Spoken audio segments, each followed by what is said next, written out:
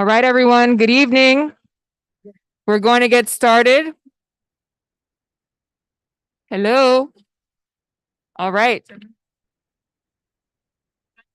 So welcome everyone to Community Board 4's April public hearing and monthly meeting. It is now 6:09 and we're going to get started. We want to get folks out of this building as soon as possible. We know that's the intention for everyone here this evening. The chairperson has let me know that we have our captain, the new commanding officer from the 8-3 precinct here with us. We will welcome him up now to say a few words. Welcome, Captain Poggioli.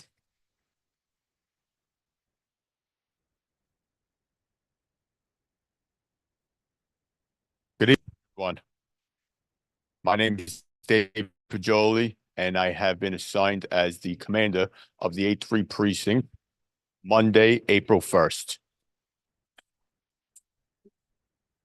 As of Monday, April 1st. There we go. A little better, right? A little better? Okay. We've been making the rounds. Clergy council this morning, community council the day prior to that, and even more importantly, we got out of the gate pretty quickly here and had a beautiful get together Saturday next door to the precinct at the church over there, and had a meet and greet. Brought some stakeholders in from the community, and just wanted to almost reintroduce myself. For those of you who are not aware, spent a lot of time in this command previously. 19 years with the NYPD. 9 of those 19 years have been with the 8-3 precinct. I was promoted to the rank of lieutenant in April of 2013, assigned to the 8-3, served as the midnight platoon commander. In the summer of 2014, became the special operations lieutenant. And then in January of 2018, I was the detective squad commander for a total of 9 years in the 8-3 precinct. Truly and genuinely very happy to be back. This is what I wanted. Personally, I'm going to be honest with everybody here. Professionally, like, this is what I wanted. When I was elevated to the rank of captain, the ultimate goal was to end back in this position, in this precinct. Strong relationships over a decade, almost a decade spent here, and looking to take that forward. You saw yesterday in our community council meeting, we brought in a contingent of our officers, our youth coordination officers, our neighborhood coordination officers, some members of our neighborhood safety team, and we went around the room and we had the officers introduce themselves. Then everybody who attended the meeting themselves got up and introduced themselves, said what their matter of business was in the community, whether commercially, residentially, if they live there. And it's the approach you plan on taking. The Bushwick community is a strong community, always supported of their precinct. And I want the community to feel the support from the precinct. We'll go into some quick crime numbers, and what I said yesterday and what I'd like to carry through some of these meetings is that I hope that the dialogue that we have here, we then use it as a multiplier, through the neighborhoods. We leave here today. You'll be involved in a group message with a few friends. You'll go back to your block. You'll be speaking to neighbors on the stoop. And it's important that we take the messages here, the dialogue here, and we multiply that through the community. So we really can have like some tangible results of what's spoken about. Just cursory looking over what I've seen recently in the 8-3 precinct and in Bushwick, a little bit of a spike in vehicle breaks, right? Autos being broken into, parked overnight on residential streets. And then really with peeling that back and looking to that a little bit further, it's this sense of opportunity that's there.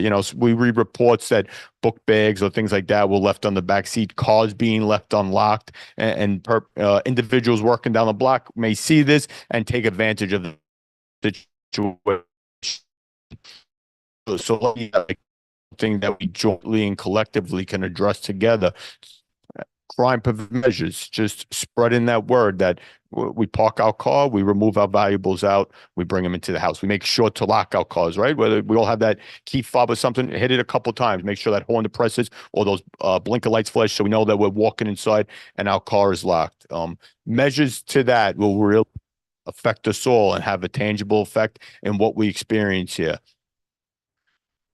Most importantly, beyond all that, and Mr. Camacho could attest to this, my door is always open, very accessible. You're going to get a great deal of effort from me personally, and that's going to transition through each of my office to the precinct. I'd like to thank everyone here for welcoming back. And if there's any questions, my community affairs officer here, we could speak on the side and just kind of move forward together. Thank you again.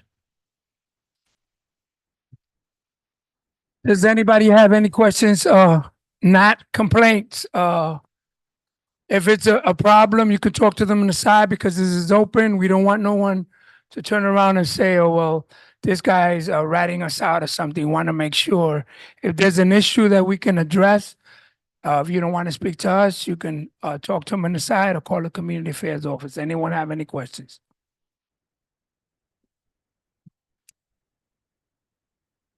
Hello, good evening, everyone. My name is Felix Ceballos, CB4. Just I want to know how is the assistance for the community when we're talking about, for example, I see a lot of car they just parking in the pump, and sometimes they spend time there, and we don't see any ticket. And some also I see in some block sometimes people have to change the car to one side to another because the service for sanitation, and sometimes also we had to call the police because one car was stay for the whole day there and don't get ticket and nothing. Just I want to know about that. Thank you. Oh, I'm sorry. Yeah, so that was actually something that was brought up last night at our community council meeting along Evergreen and Stanhope, I believe, Weirfield, yep. Parking issues. It was brought to the attention, we'll locally could deploy some of our traffic safety officers to help with the enforcement. And another issue that was brought up yesterday was unregistered vehicles parked on blocks. That's something, completely different. That's not just somebody pumping on a hydrant or in a crosswalk. Those are vehicles that need to come off the street. So it's two things that's already been brought to our attention, and locally we're all going to devise solutions and come back to you guys with some results on that. And you'll see we're going to be active on our social media pages when issues and concerns are brought to us. We're going to go out, we're going to devise solutions, and we're going to bring results. Then we're going to highlight those results within forums such as this. We'll post it on social media so everybody in the room feels like what they said was heard. Right? That's what's most important. It's not just saying, do you have questions or concerns for the sake of bringing them up? I want, if someone raises an issue or concern, that there was actually a resolution applied to it. That's honestly, truly important to me. I'm not here to just hold a microphone. I'm here to be responsive to what's brought to my attention. So if it's parking that needs to be addressed, parking's going to be addressed. All right. You'll have my word on that one. We have one here, Captain. Many blessings, everyone, and good evening. Stephanie Anderson, Community Board 4 member. I wanted to ask, and congratulations. Thank you very much. Congratulations very much. And I wanted to ask, how hard are you going to be on quality of life? A lot of neighborhood and robs and of that sort, but the musings of that, are you going to focus on quality of life issues a little more? Well, as opposed to a little more, I guess, I don't know what that's compared to, but I could tell you about my individual approach. And it's a statement that one of my predecessors made at his time as a commander. And it was that one person's quality of life shouldn't have an effect on another person's quality of life, right? So you like to play loud music, I guess you're entitled to do that up until that point that playing of loud music now affects a neighbor in the area, somebody else. So, and isn't there a time limit on that, like 10 o'clock? Limits. There's also sound meters that could be deployed, right, to raise things. And again, it changes if it's coming from a vehicle, right? If it's coming from a commercial look, all of those different arenas, right, have different outcomes and methods that could be employed. But it starts with a review of the 311 system, right? Like there's already some locations that have been identified through 311 to sit down and go through and just see, we're getting up and running here. This is week 3. So as those locations bring us themselves to our attention, we'll have, like the gentleman here identified, parking. Secondary condition that needs to be addressed, it'll be done. When I did my community position, and I mentioned that as well, like the 2 things that were the most highlighted, let's say, through the 311 system was noise and illegal parking conditions. Those were 2 things. 3 in this area. So it's easy that the problems need to be addressed that are raised. And it's great to have a forum like this because the people here set the agenda, right? You hear noise, somebody else concerned. And that's how we're going to devise our solutions for what needs to be addressed. It's coming in forums like this and having conversations. It makes it very easy to be done that because we understand that we have the support to move forward in methods to employ to address these conditions. Well, thank you very much. You're very welcome. Yeah. Anyone else? Oh,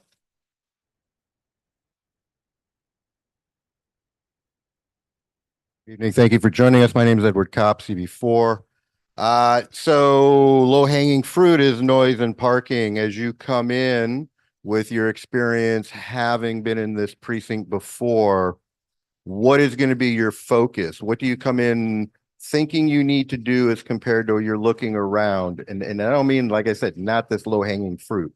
What are the serious things that you're looking at to make changes that you are going to bring that's going to make a difference that somebody else wasn't going to do?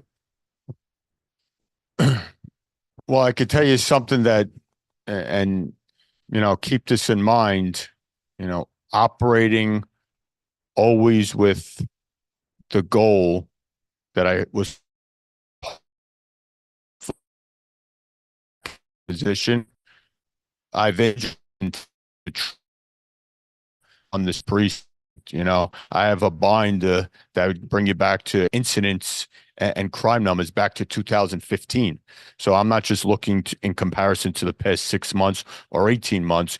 I could scroll through the information that I've self-collected and go back to as early as 2015, 2014. What I can tell you on the crime spectrum within it, beyond quality of life, is that this community did experience an increase in robberies last year, which was evident to me just looking through things. The fact that I think in 2023, there may have been, over 350 robberies for the year in this community. It's a big number. It's a big number. It's a big number. Yeah. One a day.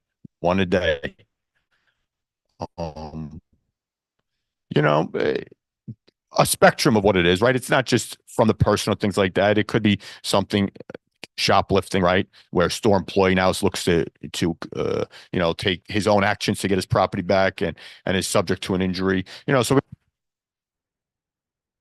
street robberies, but robberies, right? I think that's something that with strategic deployment, right? And an innate awareness of recidivism in certain areas, that without going into too much detail, those are methods that could be employed to, stem that issue on the crime end. From what I see, that's something that really, listen, yeah, no good. Better, and we'll all be completely transparent with each other. Violence in this area is nothing but, we all know that we see that have a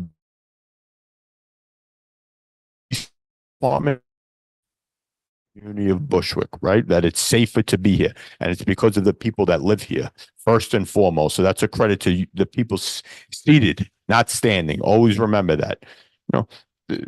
Crime-wise, though, one of the first things that I could see that we could really, really have a tangible effect at is definitely in the venue of robberies.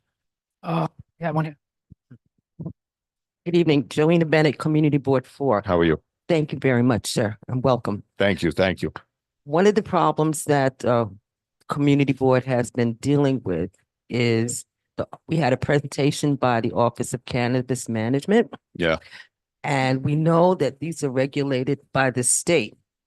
But we also know that it's going to be the local precincts that are going to have to deal with the problems. So my question to you is, what directives is the NYPD getting from the city on how the police department is going to handle the problems and the violations? And even, what do we do? Yeah. So you did hit it on the head. Obviously, as you're aware, New York State, the sheriff's office, they're the lead enforcement. When it comes to internal operating business of these smoke shops, but in regards to locally for a police department response, we can always take in consideration if those establishments themselves are now creating an outside condition, right? Like if we think about it in that spectrum, right? If there's people that frequent in front of, maybe there's some quality of life fences of that, to that effect. I spent my last, and I didn't go into this previously, but obviously I left this area in 2022. I served in a borough-based investigative unit for about 10, 11 months. And then my last year and a half, I was assigned as the commanding officer of the Times Square unit.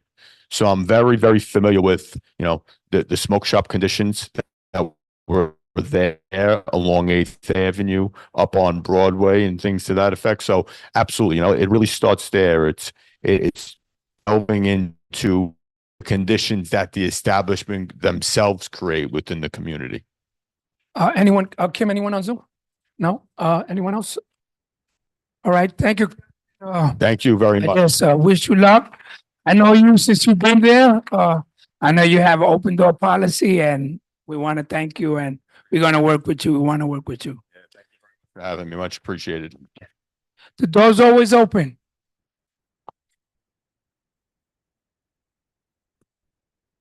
All right, we will move on and open up our public hearing.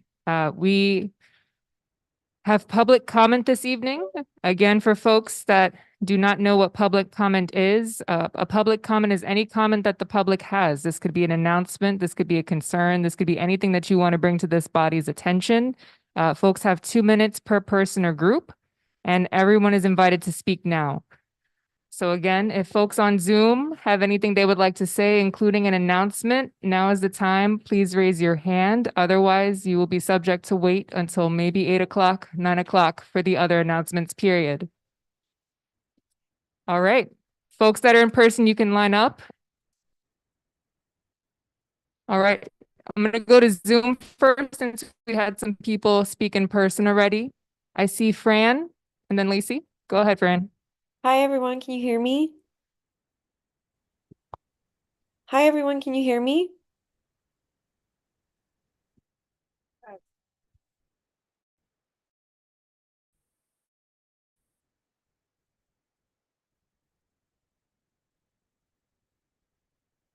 Are you there, Fran? Yes, can you hear me? Hello? Oh, there might be a, yes, we can hear you.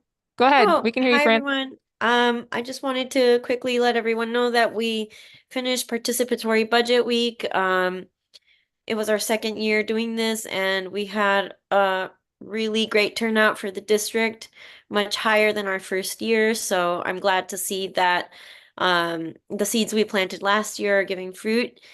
So thank you to everyone who participated. And this Friday, we are having our first movie night of the season. Let's hope it doesn't rain. It will be at sundown at Irving Square Park. The movie we're going to be showing is Elemental, and then we're having another one on April 26th, which is the following Friday, if I'm not mistaken. And that's it. Just a heads up to get ready for the farmers market that's coming to Irving Square Park come this summer. It will be on Sundays, and as soon as we get a flyer, we'll share that out with you as well. Thank you. Thank you. Lacey? Hi, everyone. Lacey Tauber, Brooklyn Borough President's Office. Sorry to miss you all in person tonight. A couple things. The first one is Borough President Reynoso released his 2024 Pre-K through 12 Graduation Award application earlier this month. There are 3 award categories that graduating students are eligible to be nominated for. If you are a school administrator at a Brooklyn-based public, private, or charter school, you can nominate up to one graduating student per category. There's a form on the Contact Us section of our website to nominate students, and the deadline is May 17th at 5 o'clock. The second thing, also youth related, our office is establishing a youth advisory council with the mission to increase civic engagement and participation through a youth-centered program. And so our office is seeking a community-based organization with a background in implementing civics-based education programs to serve as a technical assistance provider for this new group. If your organization is interested, you can visit the initiative section of our website to apply. The deadline is soon, it's April 22nd. Thanks so much. Thank you. Jonathan?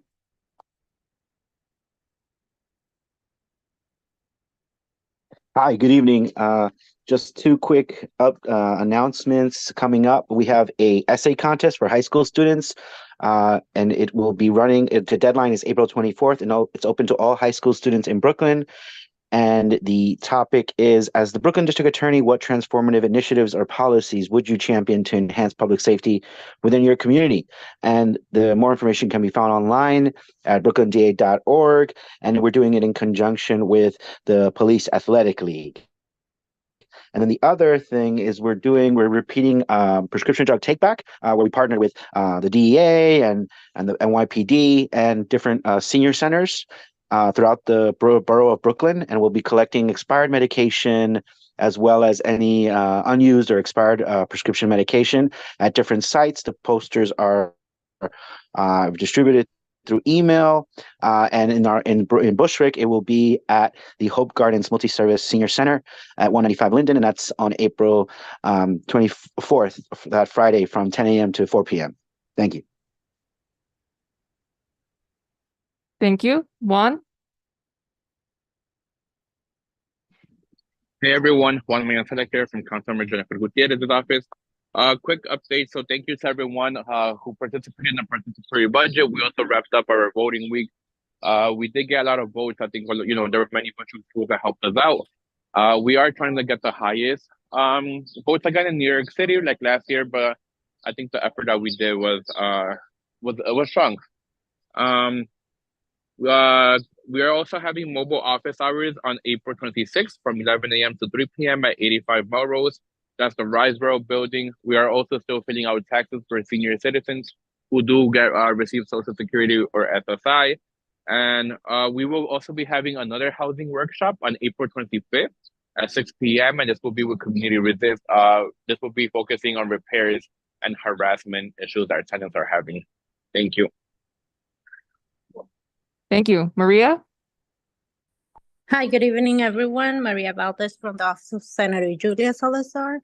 We're having upcoming events. We're excited to announce the event for tomorrow, which will be at 218 Wyckoff Avenue from 10 a.m. to 12 p.m., which will be focusing on licensing and regulation workshop. We will have FDNY providing information about lithium batteries. We will have DOT providing information on street safety and regulations, and we will have NYPD Community Affairs Bureau. And we are hoping and confirming to have DMB also providing information. Next event, we're having Department of Buildings, which will be May 1st from 10 a.m. to 3 p.m.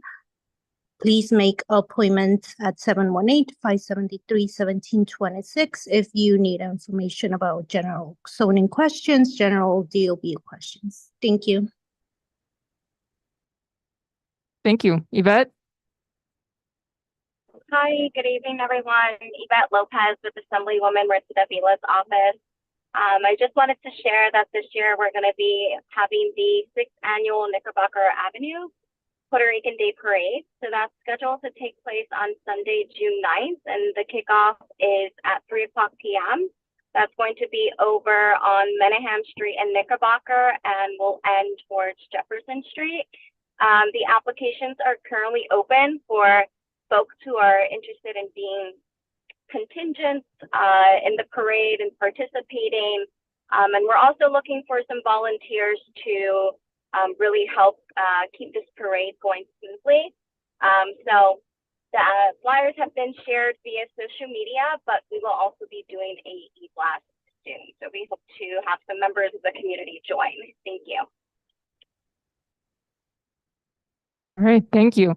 And folks that are in person, before we continue, I just want to acknowledge that the council members joined us. And after the folks that have lined up here, council member, we would love to hear from you.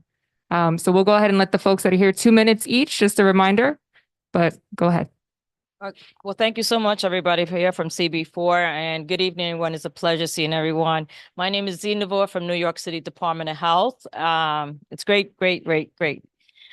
Just want to say I'm here to give an update, and I'm also here with my, thank you, with my wonderful Assistant Commissioner, Dr. McKnight, right here from New York City Department of Health. It's a pleasure for her coming. She's traveled quite far, all the way from the country of Brownsville to get here tonight. So I just want to give a courtesy update to all of you. We represent also 335 Central right there. So I want to give an update concerning the building and development. It's been under construction. The good news is that the third floor, it has been completed, as well as the second floor. We have Gotham Health. They're open there for business. Right now, as of this Monday, we started on the first floor. So the first floor will be closed. However, there's going to be a new entrance there so people could still come and get their services. On the first floor, the services that were being provided, which was the WIC program, Newborn, Teens Connect, which is part of us, and health insurance, they're going to be working remotely. So they will be still serving their clients, but just at the first floor, it's going to be worked on for the next 6 weeks. What my goal is to every 3 weeks, I will be getting updates on how we're coming along in that building there per se, but we just want to let you know that it is open for business. It is not closed. So please do come by. If you do have any questions, the community board here, as Ms. Celeste, knows how to reach me personally, but I will be giving you good updates on what's been going on. So that's a good thing. If we are actually on track, we are 60% completion, and that is really great compared with what the city has been going through. And if anyone has any questions, I will be staying here. I will be sitting right here, and you're all welcome to come and ask me for anything that you want. Okay, I will pass it on because I know we have pretty long night. Thank you. Thank you. Before concerns and guys, as a community, I have the deepest concern when the summer comes. It's like I get anxiety because once it gets hot, everybody starts getting violence rises. So I just, as a community, we really gotta stick together. And if we have programs for youth, if we can like hype up those youth programs, and if we don't have, let's just do more if we could. Just to announce now, that was my concern now to announce, because of I'm a victim of gun violence and a stab wound. So I'm very familiar growing up in Bushwick. I was raised in Bushwick. I've been here since I was 8 years old. I know what it is to go through trauma. The trauma doesn't go away. It just doesn't. I'm sorry. I don't care what anybody says. So now in East York, and we're going to be working with starting July 8th to August 12th, we have this leadership programs for East New York. You know, it's hard, you know, to work in some areas. So I'm taking East New York, and I have 14 and 15-year-olds and up to 24-year-olds that we're doing leadership classes with them. And we're talking about everything, you name it. And for Shape of Bushwick, we're going to be bringing for second trimester and third trimester women who are about to give birth. We're giving out Pampers, baby clothes, and gift bags. And we have 24 mothers. So if you can reach our website, that'll be great. I'll share with Philip, and then you guys could register. Is that okay? Thank you so much, everyone. Thank you. Good evening, everyone. Jonathan Betancourt here on behalf of Congresswoman Nydia Velasquez, who sends her greetings from Washington, D.C. A couple of updates from our office. As I mentioned last meeting, Consolidations Bill of 2024. And with this, the passage of this $1 million district. And I mentioned we're collecting more community funding opportunities for the school year of a nonprofit organization, a 501c3. I left some information in the back.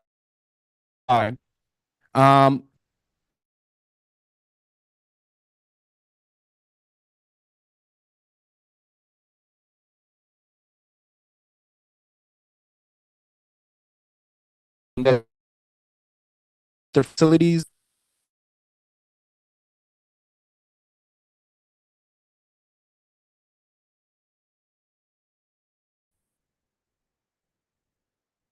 One. Good. Hello. Okay. Good. Okay. Yeah. So it's a great grant opportunity. We wanted to inform the manufacturers in our district, especially here in Bushwick that have so many manufacturers. It really is. Also, I just wanted to mention the announced 4 key to combat the overpayments. Number one, they're ceasing the practice of withholding 100% of your check. So before they would withhold 100% of your check until you repay what they overpaid. Now it's being brought down to 10%. So that's one point. The second point is the burden of proof. So before the burden of proof was on the claimant, now it's actually on the Social Security Administration. The third point, now the maximum repayment plan will go from 36 months to 60 months. And lastly, they made the process very easier to appeal, to request a waiver of repayment. So there's that. Besides that, if anyone needs, I know we're still on time. If anyone needs any assistance with a federal agency, feel free to contact our office at 718-599-3658.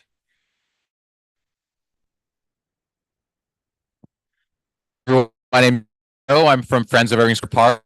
I just want to announce that are happening. One, we've recently installed a shared lending library there. So if you have library books you'd like to donate for children, it's open, it's installed already, and we've already seen some nice usage.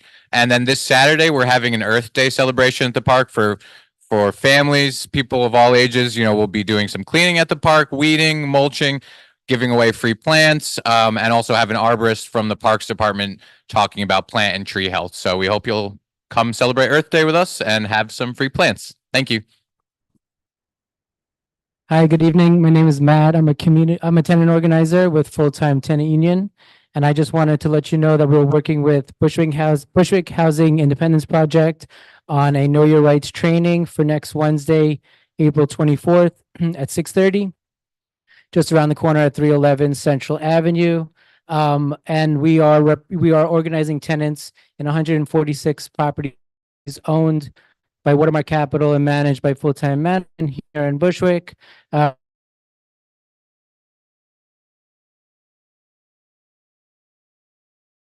Meeting opening on 30th. That's Tuesday, April 30th at 6:30. Thank you. Hello, my name is Jeff Oliver. I am a documentary about the Bushwick blackout in so we're just diving into it now, and we're interested in any community members that have stories about 1977, how it's connected to what's happening right now. And anybody who wants to reach out, we're talking to community members now. I'll be in we're going to have a public preview second of whatever. And then anybody is welcome. We'll let I'll come back and let you know exactly. Please reach out.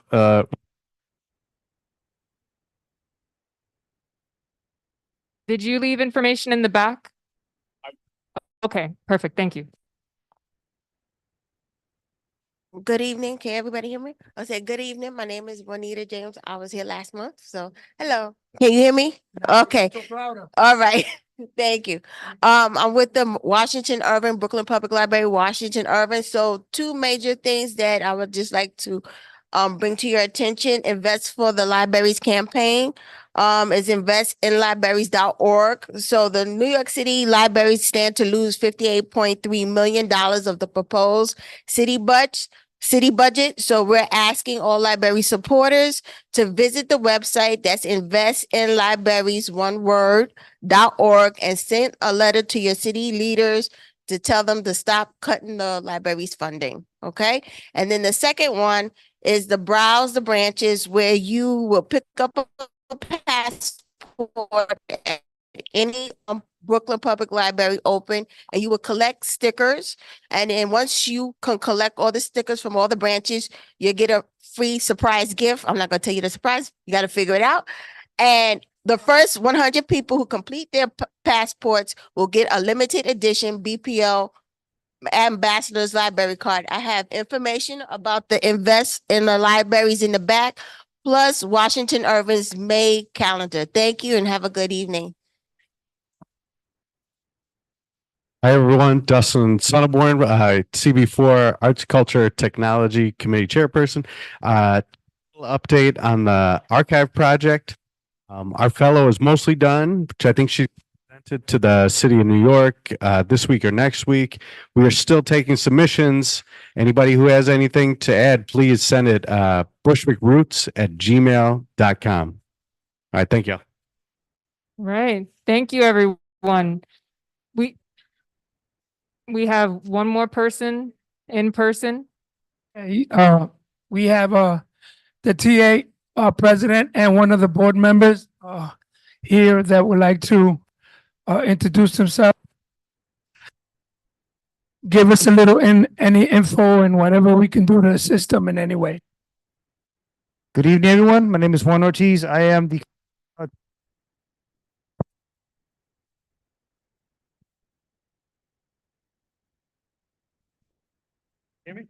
No, hello? Okay. How's it going? So I am the TA president. My name is Juan Ortiz for Hope Gardens Tennis Association. I'm just here to introduce myself. We are a new entity in the area, and we have events coming up soon. So if anybody's interested, we have some information. They can just come to us later on and we could go over the stuff. So here, please, my secretary. My name is Cindy LeBron, Hope Gardens Tennis Association Secretary. Yeah, we probably should say too much. Just saying hello. How you doing, everybody? Good evening. Thank you for All right, thank joining you. us. All right, I believe that concludes everything from in person. I now would like to allow our council member who's been waiting patiently, Councilmember Gutierrez. Hello. Hi, can you hear me? Yes. Yes, all right. Thank you so much. Good evening. Buenas noches a todos. Thank you for allowing me to speak on Zoom. I will not take up too much time. I peeked at the agenda. I just wanted to give a couple of updates. You heard from Juan Mayencela earlier from my office. And so if you need any of those flyers and information, we'll make sure to get it to you.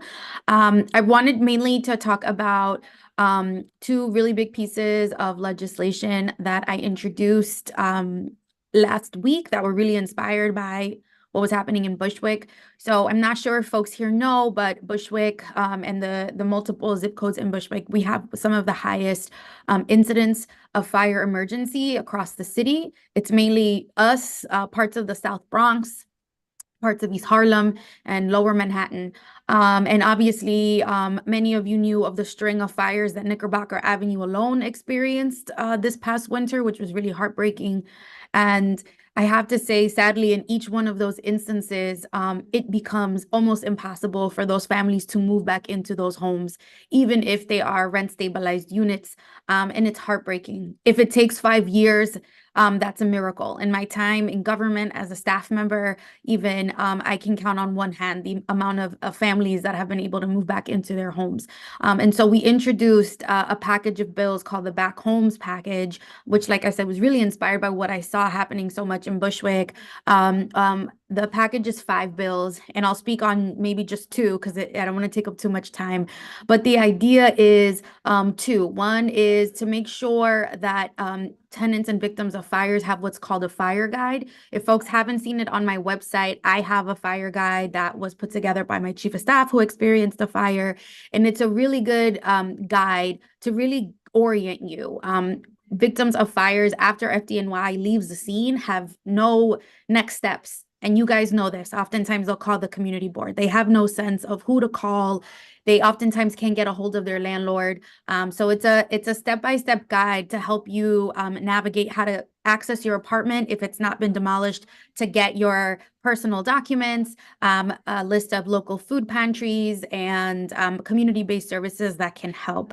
And so that bill will mandate that FDNY, after the scene is cleared, can distribute that to tenants. The other bill is one that will make it so that there is a portal.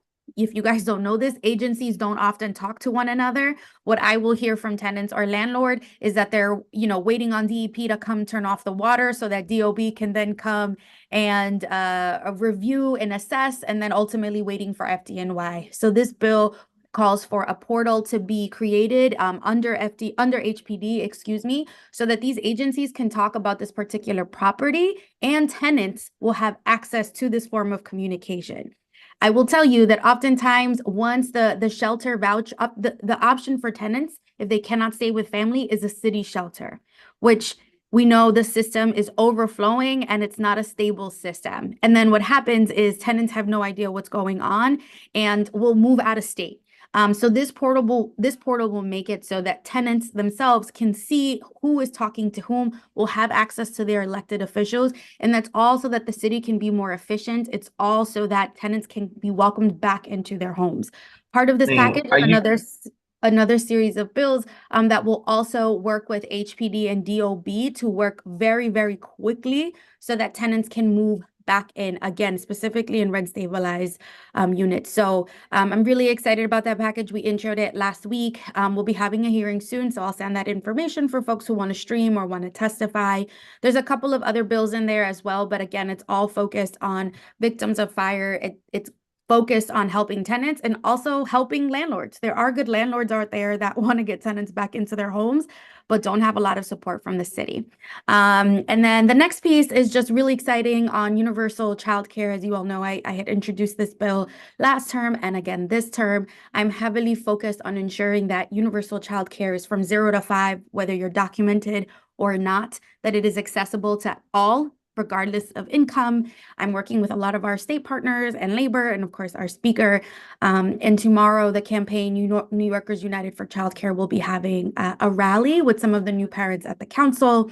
If there are any parents here that watch Miss Rachel at all on YouTube, she is backing our campaign. And so I'm really excited. And again, I do this because this is what's important to our constituents. And I'm really excited. So thank you. I know I talked more than 2 minutes, but thank you all. And I'm here if folks have questions or anything.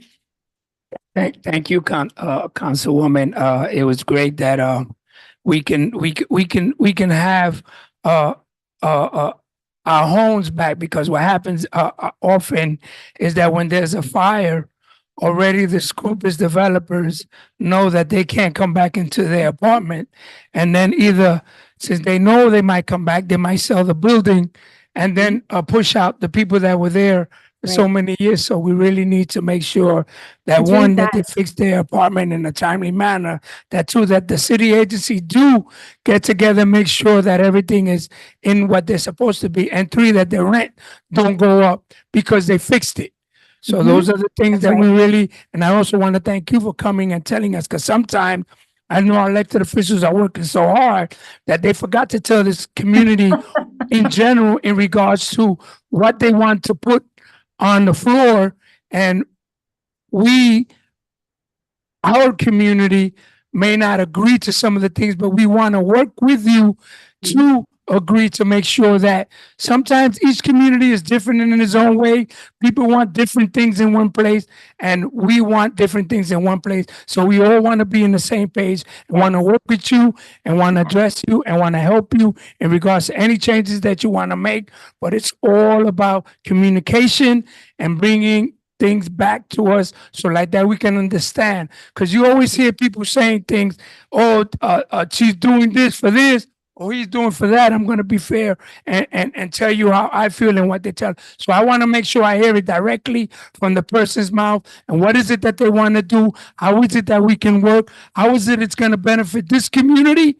I don't care about any other community. I do if it's across the street, but over here on this side, because we're really, this community is tired of everybody getting everything, and we're like the second fiddler. We shouldn't be that way. We should be Broadway ain't been fixed in 77. And we got a gentleman here that wants to talk about Broadway, and we're in 2004. And Broadway used to be just like Knickerbocker. What happened? What happened to the housing, to the jobs, to the things? But yet they want to build 20-story buildings and bring people in there, but we don't have the storefronts. We got people that want to do a church in some of these storefronts. Or youth center for our kids on Broadway or on the South. Those are the things we need to bring back to Broadway, to keep Broadway the way it is that used to be, that I know. In 74, 77, and 76, we had Woolworth, we had Bargain Town, we had Shoe King, we had a bakery, we had stuff. And now it's, you go there, it's dead. I'll take you in the nighttime, 12 at night. You go from Gates to One In. Yeah. It's like a different world.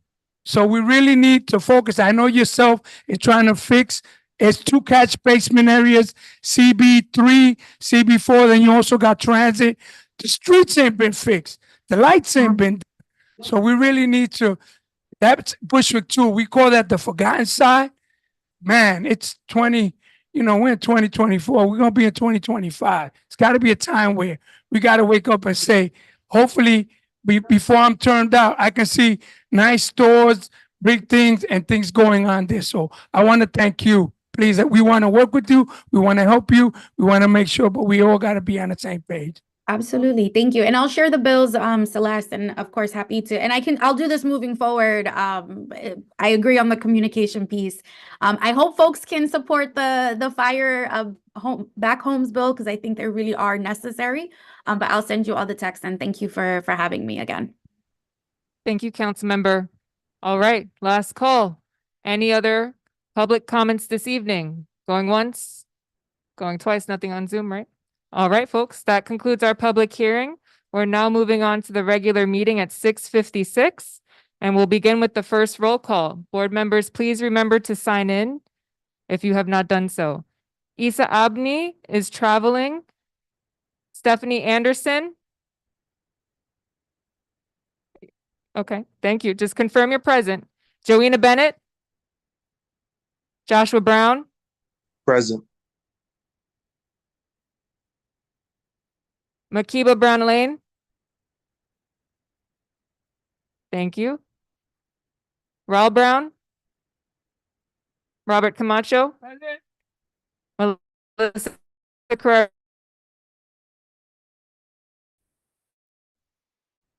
Vice. Christian C. Tate. Andrew Choi. Cole. Elvina Davis. Cecilia Fabian. Freddie Fowler. Joanna Fuentes. Christopher Graham. Ann Guiney. Zachary Hendrickson. Tanisha Honeygan. Barbara Jackson. Kaisha Johnson. Tanisha present. Virgie Jones is excused. Oh, thank you, Tanisha. Got you. Tara Jones Thomas. Luisa Jose. Luisa? Okay, Luisa's here in the back. Nicholas Kaplan. Edward Kopp. Christine Meldon is excused. Raman Mama. Mary McClellan. Desmond Monroe. Zuma Navoa. Thank you, Zuma. Caitlin Penner. Raul Rubio is also traveling. Eliseo Ruiz. Milagros Sandoval. Bernardina Shell. Barbara Smith. Maria Soler. Dustin Somborn. Annette Spellin. James Stewart. Jessica DiBarcio. Ben Tucker. Jerry Valentine. Present. Thank you. Tashana Wade. All right. Please hold while we do the tally.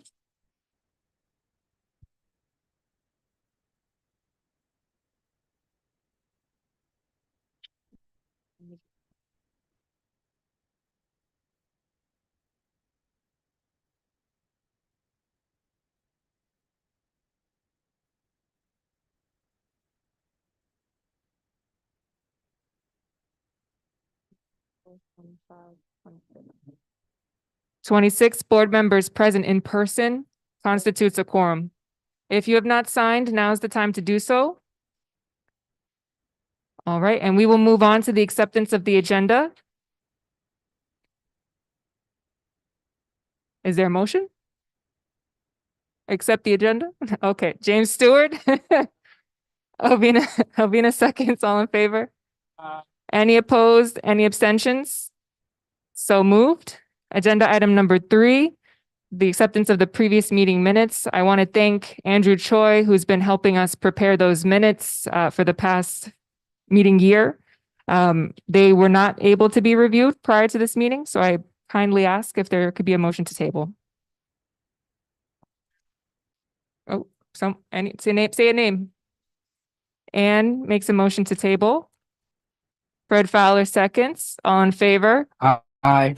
Any opposed? Any abstentions? So moved. And agenda item number 4 is the chairperson's report. Mr. Camacho. Okay, I know Celeste gave me 100 things, but I'm gonna break it down. The elections are first.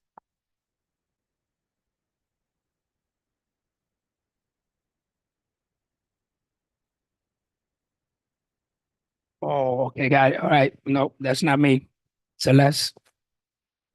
Okay, so the first item on Mr. Camacho's report, underneath the report, is the elections. Today is the elections. We want to go ahead and get that out the way before we begin all the other reports. So for folks that have not had an election in person, welcome to your first in-person election. For folks that have had an election in person, we have not done this since pre-pandemic. So bear with us while we reorient ourselves. I will.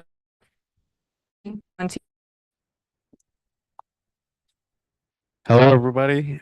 Hello, everybody. Hello, everybody. Dustin Son before from the nomination, wearing my nomination committee hat. Thank you. We are just getting started. All right. So the first position we are going to elect for is the first vice chairperson. We had 4 nominees. One accepted but ineligible to be here, and I believe Desmond is not here either. So we have 2 accepted that are not eligible to be here, and 2 declines. If either of our declining members, Joanna Bennett or Felix Ceballos, would accept that nomination, we could vote on them, or else we are taking nominations from the floor. We are still taking nominations from the floor. Of course, I was going to get to that. We go 3 times. I know this. 3 times we accept nominations from the floor.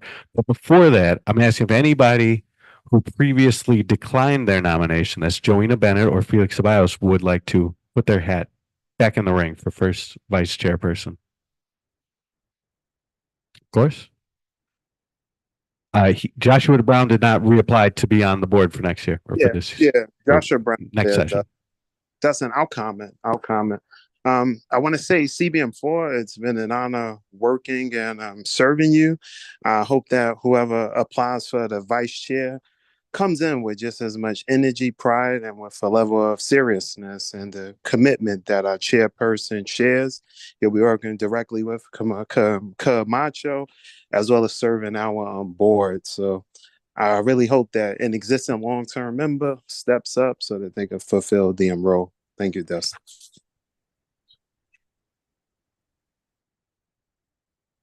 Well, I wanna thank you for being my right-hand person. You know, you'll always be in our hearts.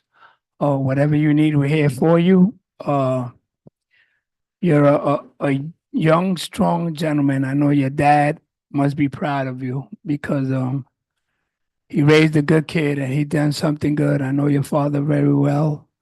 So we're gonna miss you. We're here. Anything you want and need, we're here for you. It's sad to see that the people that young kids that want to advance is so hard, but we want to thank you for your service and Thank you, Camacho. Thank you as well. As you all know, I recently had a baby. I got married. So as life changes, it comes with growth and change, just like this community board. So it's I, been an I didn't think, I don't think you had a baby. I think your wife had a baby.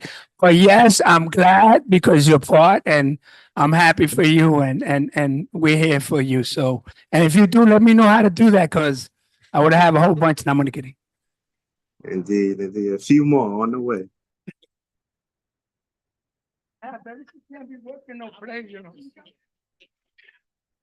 Oh, okay. All right. Anyway, so we have Joanna still declines. Felix for first vice chairperson. Decline too. All right, we are taking nominations from the floor, and somebody has to accept, please. So if anyone, Nominate Pastor oh, we got Stewart. one from the floor. I'd like to, James Stewart would like to nominate Ann Guiney for first vice chair. Right, we have a nomination on the floor. Accept or decline.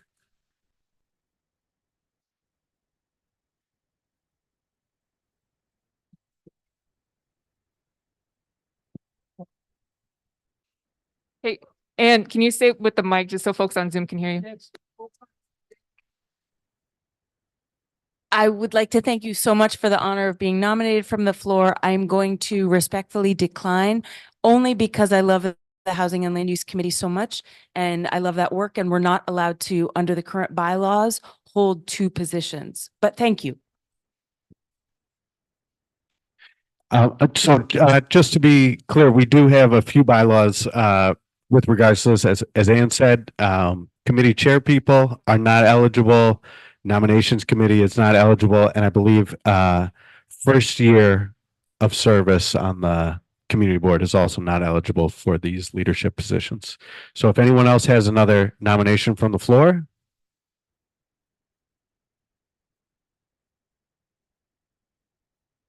All right, Christian's got one. Yeah, I'll nominate Millie Sandoval. Okay, Millie, first vice chairperson. I hope the camera people are getting the angles because this is like high drama tonight. Millie, do you accept or decline? I'm going to come over here so you can say it into the microphone.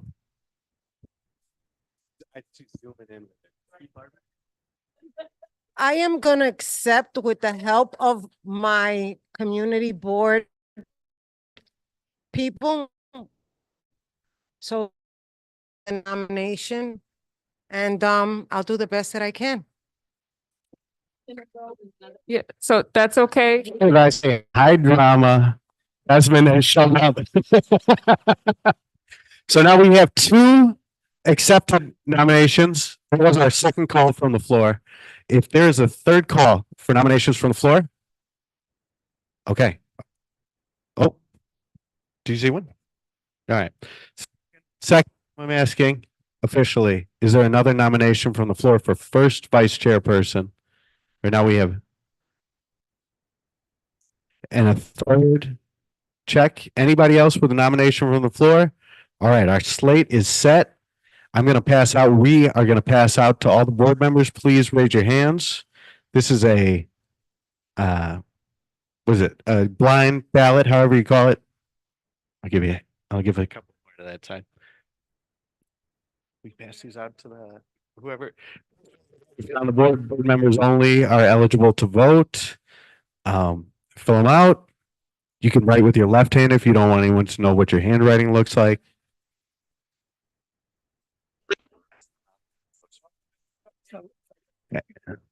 And again, the nominees are Desmond Monroe and Millie Sandoval for first vice chairperson.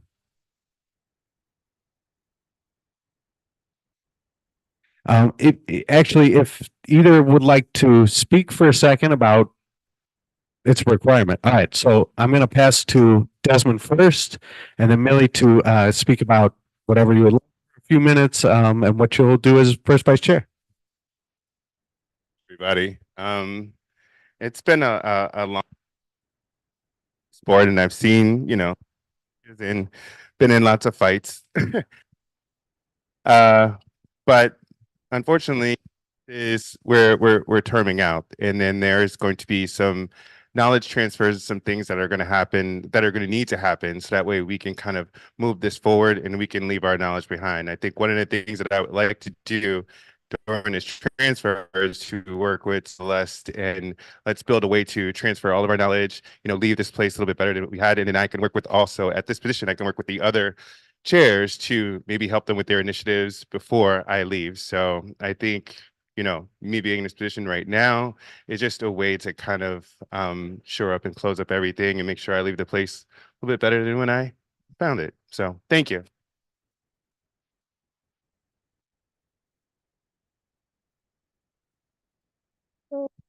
I nominate you because you came right after. So there's nothing here. This is all you, and congratulations. You deserve it. Absolutely. All right, is this a official new declination? Okay, all right. Well, thank you all for voting then. So, all right, folks, you do not have to fill out the ballots. Please just return those ballots. The second recording secretary has to cast one vote. Because there was no one running, so the recording secretary has to cast one vote on the person's name. I'm sorry, correspondence secretary. Who's the Yes. correspondence secretary? It's the recording secretary. Yeah, of course. Yes. You cast one vote Okay. for Desmond Monroe. I cast my vote. I cast my vote for the Jasmine for Jasmine. Desmond Monroe. Congratulations, Desmond. Congratulations. So just to be clear, it looked like a contested election. It became uncontested. So for the parliamentary procedure, we have to have the recording secretary make an official one ballot cast. Desmond Monroe, congratulations, first vice chairperson for the next term. Indeed. All right, now we got our feet wet a little bit. We know what's going on. This one's a little tougher. Second vice chairperson, we had 5 nominees, 4 declined, 1 accepted, but is not in attendance, so is not eligible. So this is a first call for something we need, which is a nomination from the floor. Do any board members have nominations from the floor for second vice chairperson? Okay, Jolene has a nomination from the floor. Queenie Bennett nominates Millie Sandoval for second vice chair. Bring it over there. All right, now we're gonna go back over. I don't know if the camera's following. Wait a second. What happened? Okay. Do you accept or decline? Accept. All right, we have an accepted nomination from the floor. Now we're gonna go to the second call. Nominations from the floor. Are there any? All right, third call. Nominations from the floor for second vice chairperson.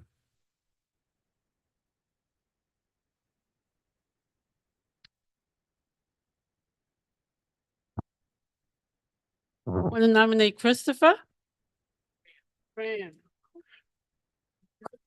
Official, accept or decline? I am humble and grateful and thank you for the nomination. However, due to my schedule, I have to respectfully decline. Thank you, Chris. Appreciate it. Okay, so officially here, that was our third call. We have another uncontested election for second vice chairperson, Millie Sandoval. We're going to ask our correspondent or recording secretary to cast the one official vote here.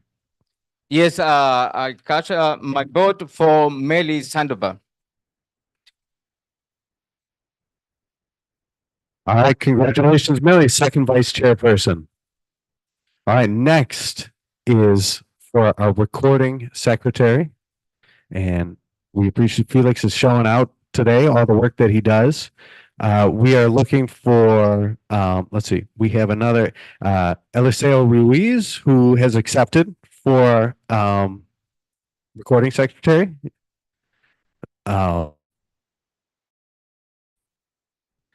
So accepted. Does anyone have nominations from the floor? People that are here? I nominate Stephanie Anderson. Stephanie Anderson for recording secretary, previously nominated, previously declined. We'll just double check.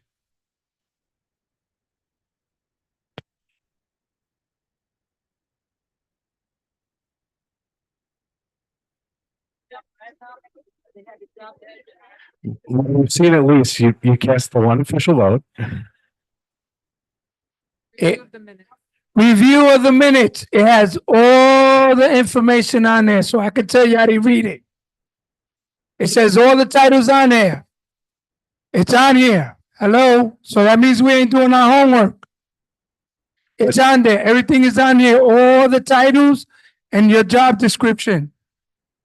So there's no excuse. Don't blame me. Okay, I'm gonna so I believe you still decline or accept.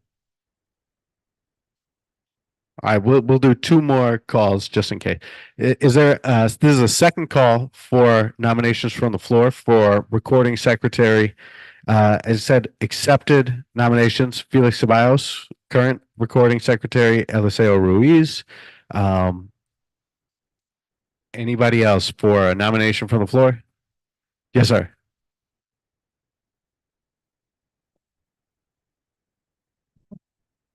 I've been on the executive board for a long time. At this time, I'm going to decline for an unknown reason. Oh, okay. And now we are back to an uncontested election. This is very Brooklyn, and I love it. All right. Now we are going to take our third call from the floor. Now we have one accepted nomination. That's Felix Ceballos. Is there a third nomination from the floor? Our third call from the nomination for the floor. Is there anyone nominating from the floor?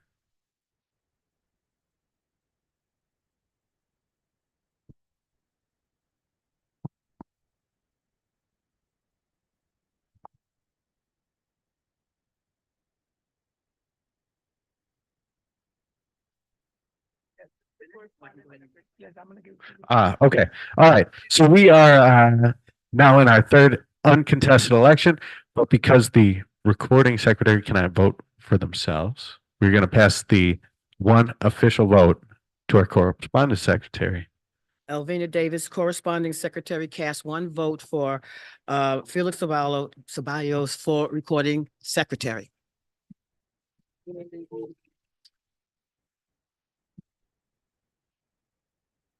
Thank you very much, Ms. Davis. Moving on to the treasurer position. We have, oh, you know what? We have Jerry Valentine, who accepted, and Eliseo Ruiz, who I believe accepted as well, declined. All right, so we have one official accepted nomination, but I'm taking nominations from the floor.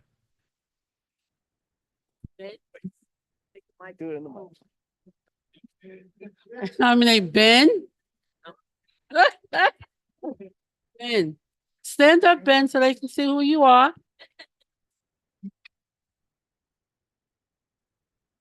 All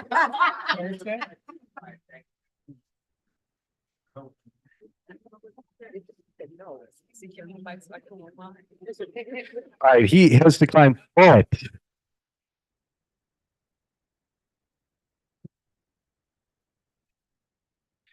but I believe Jerry has a room overlay waiver. Okay, Jerry is not in the building. He has a remote waiver, which I believe makes him eligible. All right. So I'm going to take a second call from the floor. Any nominations from the floor? Right now we have Jerry Valentine, who is not in the building, but has a remote waiver. So by law, technically, he's here. Is there a second nomination from the floor? Second call. All right. Third call. Nominations from the floor. Raise your hand high if there is one. Okay, passing it off to our recording secretary. We have one official nominee, Jerry Valentine, for treasurer. I cast my vote for Jerry Valentine. So moved. All right, last on the list, but first in our hearts, for parliamentarian, Joanna Bennett, who I am going to note had more nominations for this position than anyone else was nominated for anything else. And she accepted. We talked on the phone. She can't get out of it. She accepted. All right. We are still going to take nominations from the floor. First call for nominations from the floor for the position of parliamentarian. All right, second call for nominations. Moving quickly, third call for nominations from the floor for the parliamentarian position. All right, we have one official nominee accepted, Joanna Bennett for parliamentarian. Take it away, recording secretary. I cast my vote for Joanna. Thank you. All right, congratulations, everyone. That concludes our nominations for Community Board 4, 2024, 2025. Thank you very much.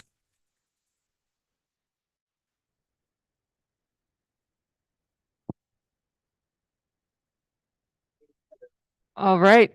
And now our chairperson's report. You wasted all this paper, man. Before Mr. Camacho. You wasted all that paper, man. You know, this, all the trees that we had, no one could. We had to be prepared. Had to be prepared. I'll mourn the trees later. So before we get into the chairperson's report, board members, it is time to help yourselves to a lovely meal this evening. So please quietly line up. And once the board members finish, everyone is welcome. Board members first, please quietly help yourself. And Mr. Camacho will share his report. Yes, I will do my report. Well, I have 21st Thursday at 11 o'clock. I would, oh, wait. Thursday, March 21st. That was at 6, right? So that's 4. Oh, no, 11. At 11 a.m., the 21st, we met, me and Celeste met at the office with the Bushwick Hispanic Coalition.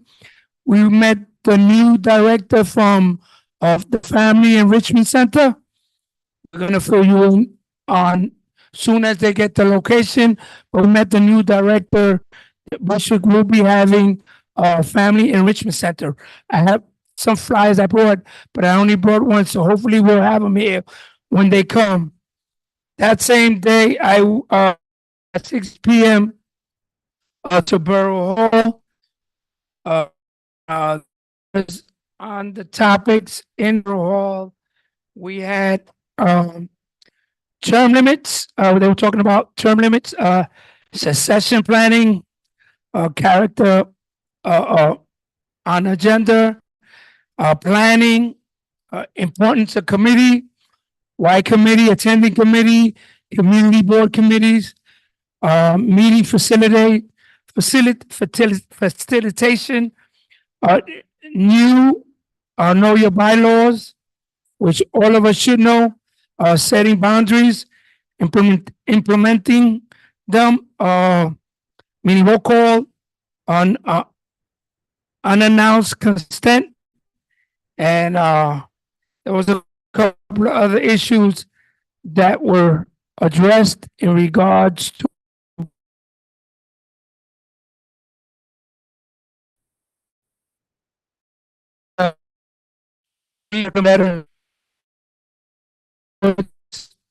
all over in regards to their concern about term limits. Friday, 2022. I went to at 10. I was at the Troutman Open Streets meeting. On the agenda was it was a coffee 26 weeks. They gave us an overview of what happened in 2023, what they done. They hosted 14 events with 34 not-for-profits, distribute over 100 books and plant over 100. Volunteer contribution was 692 hours in the barrier setup. Two DJs were present, 80 hours public family and friend music, free trash cleanup, hosted Saturday and Sunday morning. In addition to volunteers from Bushwick Clean Initiative, planting and water all tree pits on Troutman, provide residents for students planting to become urban planners, throw the first Halloween party on Troutman, and CPR course and COVID testing to not-for-profits. Now in 2024, they have a schedule that they're going to do. They're going to do it this year. On Tuesday the 26th, 11 p.m., 422 Central, open space programming. We had a meeting there with the director.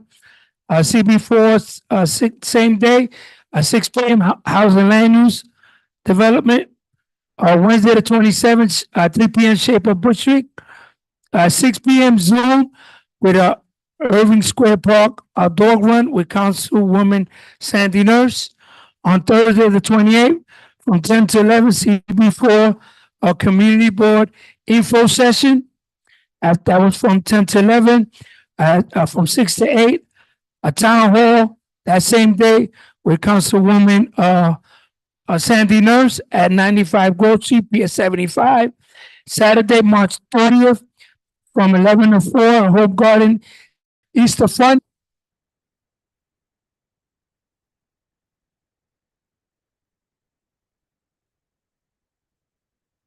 Oh, thank you, Juan, and your board for, and also Paula from Acacia. Thank her for had a lot of kids in Easter Day. I think I sent the pictures to Celeste. On Tuesday, April 2nd,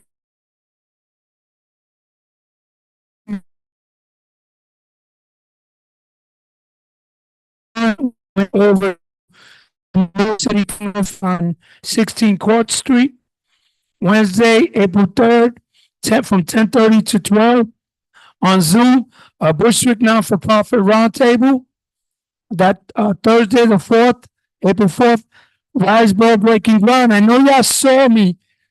I got a lot of feedback from a lot of board members that saw me with the shovel and the helmet over there on 1601 decal. I was with Celeste, but I did let them know that one, we wasn't happy because that wasn't what we wanted. We wanted deeply affordable. I let them know that we understood it was almost 10 years. And you know the cost of construction cost. I don't know if that was an excuse or not, but I also spoke to Evelyn Cruz from the Congresswoman, because I know for a fact they didn't speak to her, because maybe we can get funding from her. I don't know if they did a job, but they should have went to the Congresswoman and see what else subsidies we can have to do what we required them to do when we first voted this project, which should have been 100% deeply affordable for the people in this community. Now it's broken down in 3 different phrases. I can't even tell you if it is a Ford or who it isn't for. But guess what? At the end of the day, I was so angry.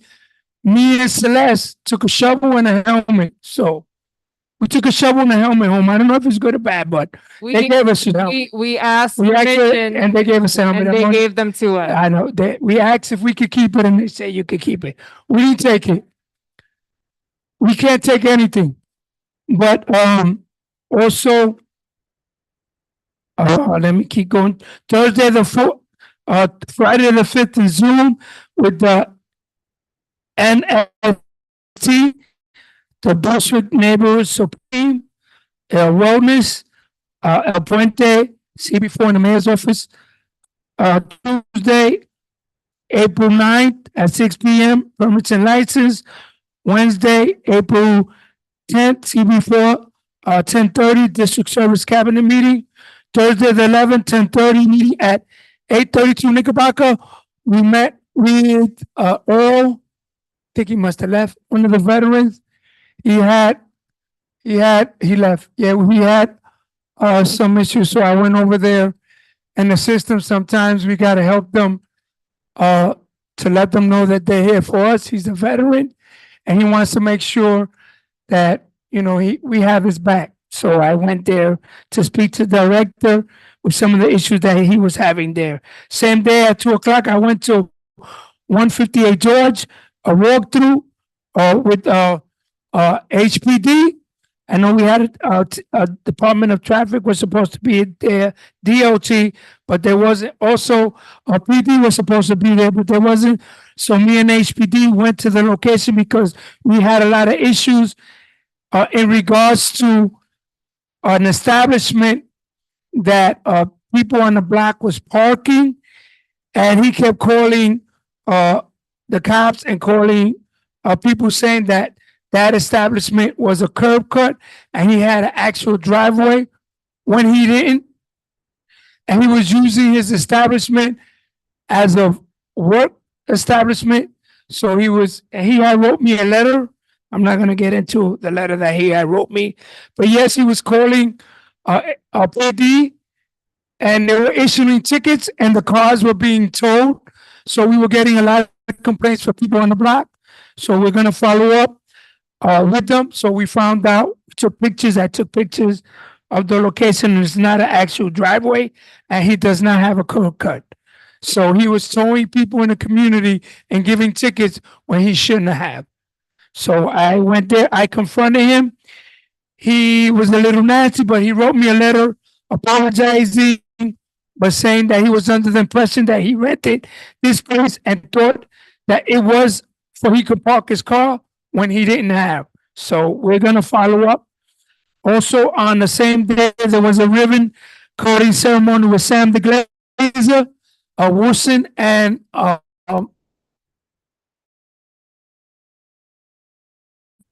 murder was named, because everybody know who he is. Today, April 16, 10 a.m., the Bristol Community Partners. There was a lot of things in there that they were telling us about. I have a copy of the agenda if anybody want.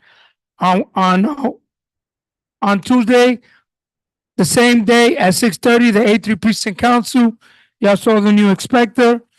And then today was the A3 Precinct Clergy. I was there at 10:30, and then the full board. And then I just want to read out some of the things that we had notes that I have here. The community's role. Everyone knows that if you have, I know everybody have people that have someone that you got to know your role. You can't turn around and tell someone to speak to the committee. You have to come through the community board, speak to the Celeste, Kim. You got to tell the person to speak to the board. Don't start making deals like Monty Hall, because at the end of the day, they're going to come back and then there's going to be an investigation. We don't want no investigation with no board members making any side deals with anyone, with any CBOs, with any city agencies, with any private entities. Don't do it. Don't put yourself in that position, because it's going to get ugly. I'm going to bring a topic on one thing, and I'm going to let y'all know that I myself, this developer came to me and Celeste and said that he wanted to do a project and wanted to do affordable housing and me and Celeste were gonna go see the spot, and Celeste couldn't make it that day.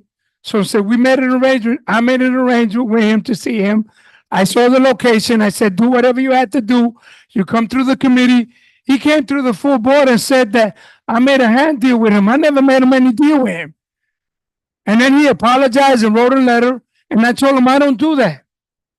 So we have to be very careful. Very, very careful.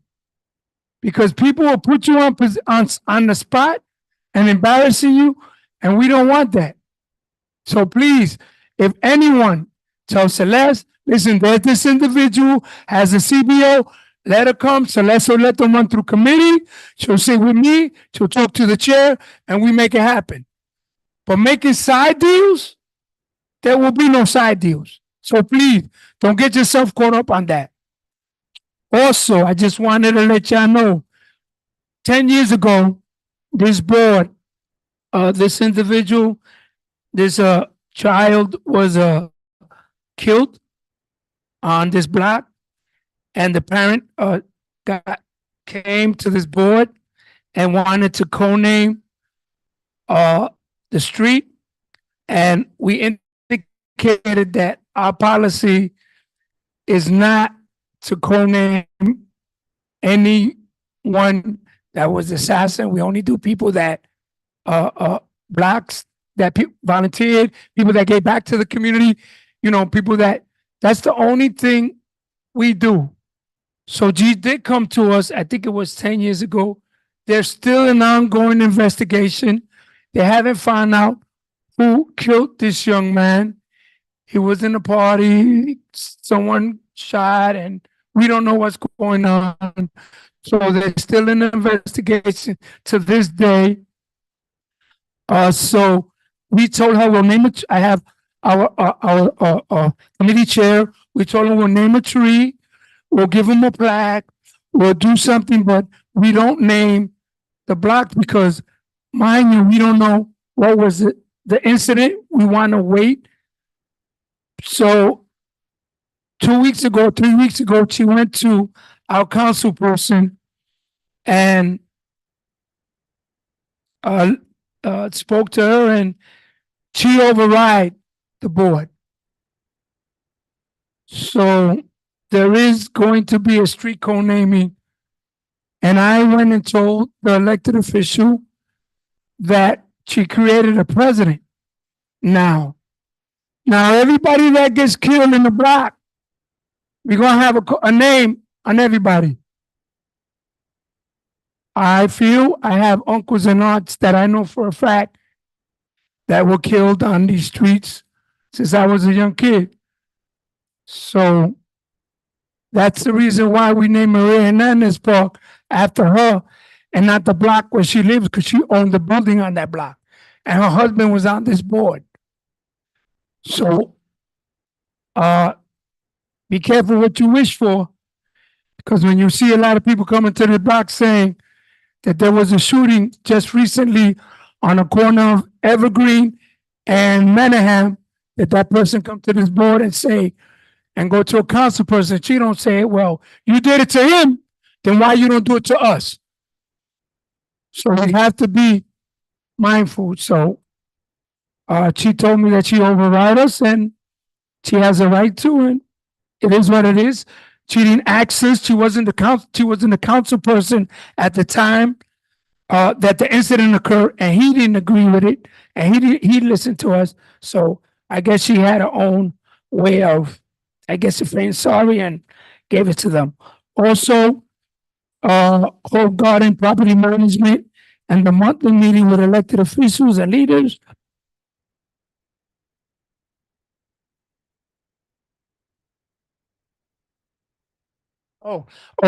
Everyone knows that Wavecrest is the new property management in Hope Garden.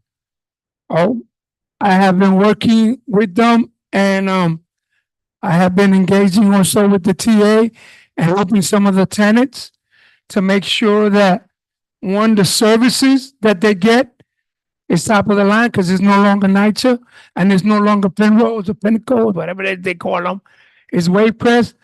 and to make sure that their RFP that they put down is in regards to hiring people within this community. I don't know, I've been asking because a lot of board members have been telling me if there are jobs available, that there should be people from within this community. I know I have spoken to the CEO of Waycrest, and she made some kind of story up indicating that when they hire from within the community, that they go to lunch and never come back. And I said to her, well, that's a you business. That's not ours. That's supervision. If you're not supervising them, making sure they come back, then that's on you. That's not on them. So I want to make sure, I was told that they're hiring people from Williamsburg and putting them to work here and not hiring from people within. I want to get a number first. I want to sit down with them and find out. And I also want to review the RFP, because if they are required to hire from within, that's what we want, to hire from within. I don't mind other people coming, but let's get our people to eat too. So, or everybody else that can help themselves to food, let me and then I can finish up. I know Celeste De Leon, our district manager, I had gotten a letter from the TA. She'll, I think, fill you in on some of the.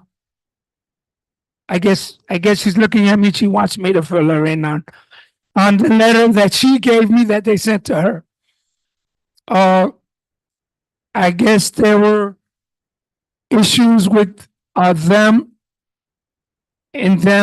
creating a meeting with one of the board members that they had that wasn't in compliance, and they were going to vote the person out. Then this person got one of the elected officials involved because there was a constituents, but they said that they didn't want this elected official in their meeting because they're the TA, and they wanted them to address this issue without politics involved. So if anyone would want to see the letter, we can give you the letter that the TA wrote to us. I don't want to get into details because I know there's a thorough investigation now, but I just wanted to address it because we want to be transparent, because the TA is here and he did send it to Celeste and I read it. So I wanted to make sure all the board members, I want to be open. I don't want to be caught up on this thing by myself. So they sent it to us. So she addressed it to us. And if anybody wants a copy of it, you can speak to Celeste. She'll give you an outline of what's going on and fill you in on it. Also,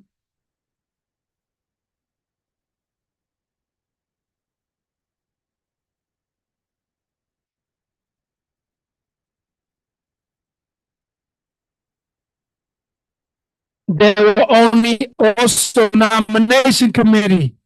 Listen to this, guys. There were only 3 people, 16 of them out of the 45. Come on, man.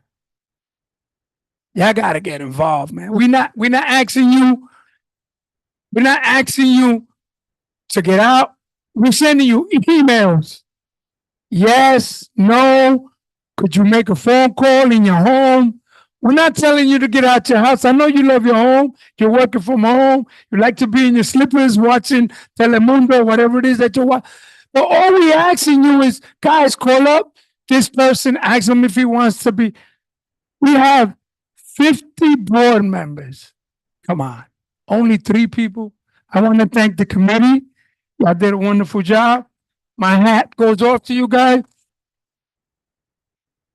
I'm sorry that a lot of people didn't come, but I'm gonna tell you like I see it, man. We got to get it together. We really do. If you're here for your personal being, then you're in the wrong place. If you're not here from Bushwick, I'm gonna tell you what the old chairperson would say. If you don't eat, sleep, Bushwick, guess what? And breathe Bushwick, don't get on this board. There's a lot of people that are suffering out here. And when things happen, they always blame us. So we all got to be together and all on the same page. Because how is it I'm going to tell city agencies and the commissioner that we need stuff and we don't get quorum? We don't get people to volunteer. Some people say that they want to do the minutes with Celeste. And then she got to chase all of you guys around to do the minutes. If you're not going to do the minutes, tell her you're not going to do the minutes. She'll do it. That's her job. You're right. She get paid for it. But you told her you was going to do it. So if you told her you was going to do it, then do it. If not, don't volunteer that you're going to do the minutes, because I'm getting a call from her telling me that the committee chair didn't do the minutes. Now we got to table it. And there's something important there that we needed to discuss. Come on. We really need to do our job if that's our job. If we ain't going to do the job, then go home. Don't get on the board. Let's be fair. I'm sorry I got to be this way because I go to every meeting. I try to make it. I ask someone if I can't go because I can't be everywhere because Celeste is constantly beating me up. Camacho, why you going over there? You got people here. Why you don't let them get? And I say, all right, I let them, and then they don't go. If you're going to meetings, you got to go. Because I tell them, and Celeste tell them, we can't go, but we're going to send someone. And then they call us, they didn't go. Then why? Everybody's got to be held responsible for their own. If you're getting here, don't tell me I'm CB4 member and you ain't doing your job. Like how good the deal. Don't carry the title and do the work. Then you gotta find out what's it, like the zoning. Green Center and no. There's a lot of problems there. The baseball field full of feces, holes all over the place. People are on the other side are fighting that they have a dog and they have a right to put the dogs on the baseball field when it's permanent out. They want us to find them a place where they can take their dogs. I had dogs all my life. I used to take them everywhere. All my life. I'll show you pictures. I got pictures of all my dogs. But I never took them to a baseball field where the kids play. All right? Now they don't want, they got to seed it, and they're cutting the gates, and they're making a hole on the wall, and they're bringing their dogs in there. And then they're saying, they used to be on the rooftop by where the Rango used to be. Now it's all luxurious condos and all those big luxurious things, but yet they want to beat us up baseball field that our kids only have. I don't know, man. I don't understand what's going on. I think we're in the wrong place. Either we're going to stand up for our kids in our baseball leagues. I go to Ridgewood and I see all their grass nice and green. I could take you to a field today, nice and green and closed off for the kids to use. But the park is closed off and they say, oh, the park is closed off. Nobody's using. I can make a hole on the wall because nobody's using it. A hole on the fence and they can go in there. Ain't nobody using it. It's a baseball field. It's permanent out. So in the winter time, it's seeded, turn over for the summertime for them to use it. During the daytime, the schools use it up to a certain time. But why we keep? Now they want us, and they want the elected officials to find a place for them. No, you look for a place. We work for you to find where you want. We'll make it happen, and you leave our baseball fields alone and close our parks for our kids. And I tell all these baseball fields and all these leagues and all these presidents, if you don't stand up for you, I'm gonna keep fighting for you because I got nobody behind me. You got to stand up for your field and start protesting and telling these people we're here and standing up. Because it's sad. When I had a baseball league here 30-something years ago, All these leagues from Manhattan, from Queens, from all over took over the field. And we fought with the commissioner to let the kids, because we had kids across the street from the park that couldn't use the park because outside people came here and took over the field. So we fought with the commissioner to give Bushwick kids priority over these baseball fields. And now we got the new people coming in here, picking them out and using the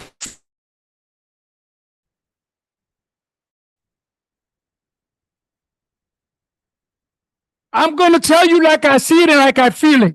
It's sad. It's disheartening and sad to see these kids turn around and tell us, I got to run. I can't use that dog because the dog is chasing the ball around. And there's fights in there with the coaches. They don't want to get involved. Ain't nobody want to go to jail. But guess what's going to happen? I'm letting y'all know now. I'm telling y'all now. If something happens there, you will warn. Because people had come to this community board saying something's going to happen there and you got to do something. Not only that park, Bushwick Park. Drinking, partying. On the other side of the park, people running with guns shooting. Breaking into people's houses on that side. 3, 4 in the morning, soccer field. In the morning, who plays soccer? They have floodlights. They got generators in the park. The guy came over, they broke the fence from his side. The guy that broke the fence from his side, he got into a scuffle with him. He came to the Parks and Recreation Committee meeting. He got into a scuffle with him. He held him. PD came. The guy said that he assaulted, almost arrested the homeowner, that the guy broke up to the fence and not the guy that broke into. You believe that? If you believe that, you believe in March of the Wooden Soldiers because it's crazy. I didn't believe it. When the guy said they were going to lock me up, me protecting my house because the fence is right next to the park and they made a hole and the kids are kicking soccer. So the ball went over there and the coach or one of the parents opened the fence and went in his property. And they're using his backyard as the bathroom. So, I know that we got a call from the mayor's community conversation in regards to May 22. I don't know. I don't want to say if he's coming or not, because last time he said he was coming, and guess what? He didn't come. But they said the mayor might be coming to Bushwick. I guess they want to get a list of the people because he don't want people to. He wants the right people to go in there. So if we're going to go and see the mayor come to Bushwick, what we need to do, if you don't agree with his things, keep it to yourself.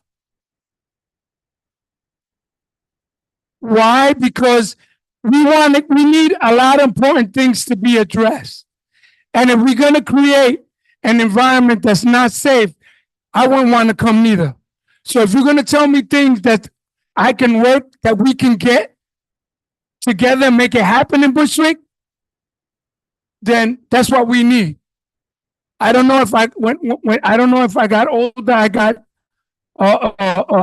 softer, but sometimes we have him, try to get what we can from him, let him know how we feel, what is it that we want, all that other stuff, we could do it later on. You know what I'm saying? But once we have him here, let's say, guess what? We have city-owned land. We need deeply affordable housing, Mr. Mayor. Guess what? There's a lot in Bushwick that we could do a youth building for our youth. And we know where it's at. We don't want to tell you because we don't want you to create them big giant buildings. So we want to tell you where it's at. We want to address the concern now that we got him here. Because if we go in there saying, this is what, he's not going to listen to it. So we have an opportunity to take advantage and tell them how we feel the right way. Sometimes I get off the hook, but I'll tell them too. But we really need to make sure that, yes, we're getting this health 335, there's money being pumped in there. Are their services going to be brought back to Bushwick in regards to that? Are you going to leave it over there? You're going to bring it over here? Those are things that we need. All that other rhetoric we'll worry about later on. We had the Bushwick Community Plan. What are we doing with that? City of Yes. What are we going to do with that, sir? Talk to me about this. We don't want no dog in a five apartment. We don't want a puppy dog pound in a building where, you know, we really want to make sure that if you're gonna do it, we want to be part of it. So those are things that we need. We're gonna keep. I know he said we gotta limit people and they're gonna vet people because you know what's gonna happen, right? They don't want rebel rousers in there, right? We don't want nobody to mess it up because if we have an opportunity to sit down with him and plead our case, if he don't listen to us, then we know what to do. Come vote, right? When it's time to vote, right? You know what to do, right? If you don't do what he tell you to do, but wait, let me tell you something. They got numbers. And if you don't vote, he don't care about you. How's that one? So if I only got 100 people here on the day of election, and you got Best Style, East New York, pumping thousands of vote, where you think you're gonna go and give money to? That's right. So let's keep it real. A board member's emails shared in a mistake by a member. All your board members' email was shared. So let's fill you in on that. Because when I heard that, I couldn't believe it. But Celeste, could you? So I'll just speak on this briefly. I want to just reiterate that it was a mistake. We all get emails with everyone's information, but those emails, all board member information, are only for board members. The only other entities that get board members' emails or contact information are the elected officials, and that's it. This is part of the identifying information law report that we have to file. It's always been the board's protocol, even prior to that report. We were made aware today that by mistake, a board member had passed along a meeting invitation to tonight's meeting that included all the board member emails. So a private entity now has access to all the board members' emails. However, we were assured that the board member would address it with this individual. We have no reason to believe that the information will be misused or shared in any way. However, we are obligated to inform the board members that this happened. And that's why I tell y'all, don't make deals like Monty Hall. You know, let's make a deal. Also, we had a call from the property owner from the UPS that's on Gates, the postal service. They have a deal with the landlord, the one on Broadway. Everybody know the postal service on Broadway. Just a quick point of clarification. It was not the landlord of the property. It was someone that was informed. Let me just say, I'm not going to be general. I'm going to be very specific, Mr. Camacho, if you don't mind. So a rabbi was informed by another rabbi about a rabbi that owns the property. So that being said, they were reaching out to find out whether or not the board had heard anything about the post office trying to acquire that property. Because the rabbi that owns it may obviously want to keep it and do something else with that land. However, I was very clear that the board will not get involved in any ongoing legal matters, that if that is something that is resolved between them and they want to present opportunities afterwards, they can contact us via the board's general contact information. If they have any questions about if the board is interested in affordable housing, they can look on our website, read the Bushwick Community Plan, read the board's responsible development policy. The only action that I have taken is notifying the Congresswoman's office to see if we can get more information from the USPS to verify what is happening. And then once we do that, we will make that information available to the board. Yeah, but what Celeste didn't tell you is that they have, the UPS has an agreement that they can buy the property. So what they're trying to do is trying to get away from that agreement because they want to take the post office and take it down. And bling, bling, bling, bling, bling. So that's why I tell y'all, be careful. And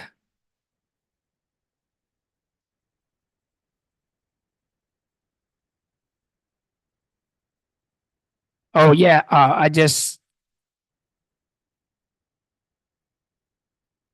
Okay, well, everyone knows that my organization, Magnifico Youth, was in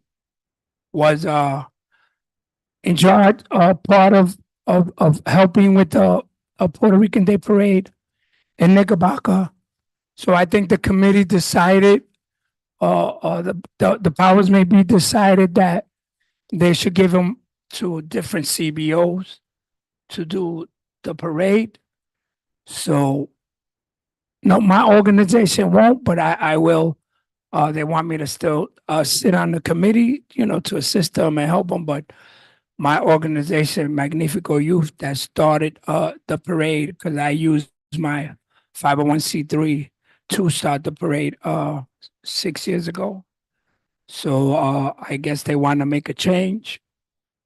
So I'm no longer on that, but I'm part of the committee. I was told that I'll still be part of the committee, and I guess they'll respect my wishes and me yelling and screaming at them when the parade. I guess I can be used for that, but not used for anything else. But that is I think,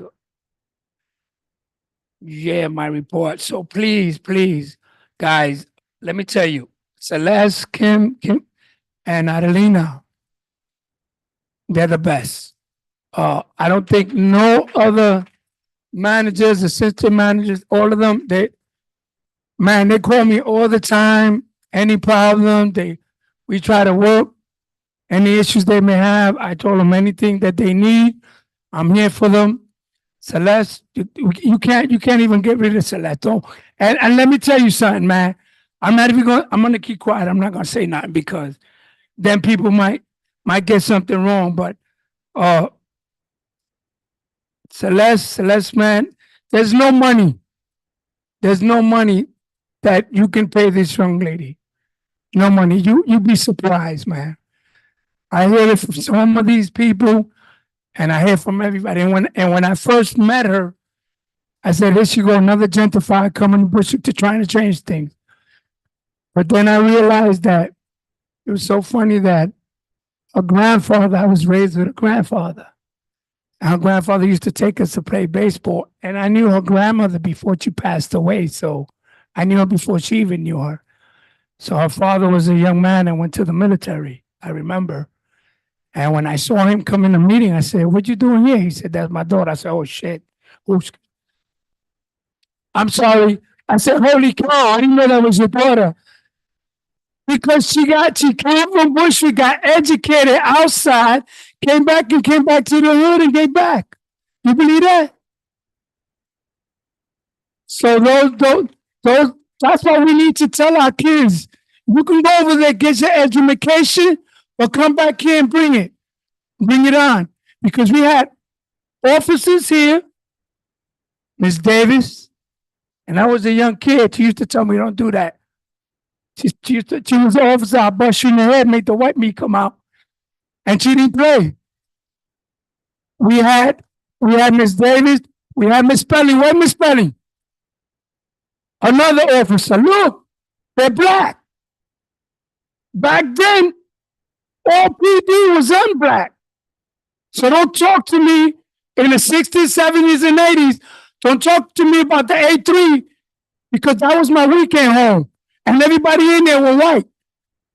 You're laughing. I'm serious. I'm keeping it real. And the percentage of Latinos and blacks were very little. And now we got more. And guess what? We want to defund them. We want to write them up. We want to get rid of them. But when they were one, nobody said anything. And when the cops were kicking us in the head and throwing us in the ground, nobody said nothing. That's right. But we got to make sure we get the right one because in my family, I got good people and I got bad people. Okay? So the bad ones, we X them out and get rid of them.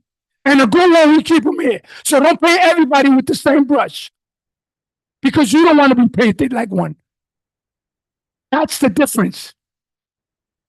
We all got, and if you, I want any of these board members to tell me that anybody in this family don't have somebody got something wrong, you're in the wrong world.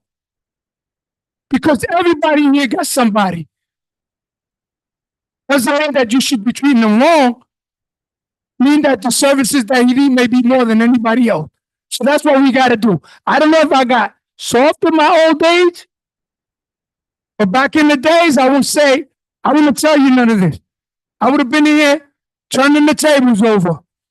And Ms. Davis know that, and everybody know me when I was a kid know that. The A3 precinct, the all A3 precinct, which is on DeKalb and Wilson. When you walk in there, that's all they had. So we want to make sure that, okay, time check. And I also wait before we even, I have one of our colleagues, our chair from CB5.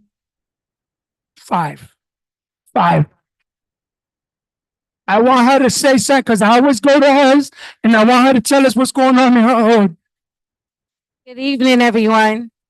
My name is Alice Lohman. I'm the chair, Community Board 5. Mr. Camacho is my partner in crime at the Borough Hall meetings.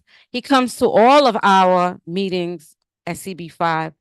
He has a wealth of knowledge.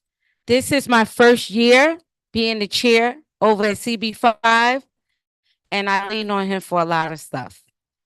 He's a great person. I just wanted to come and share today with you because our meetings clash most of the time, but our meeting this month is going to be next Wednesday.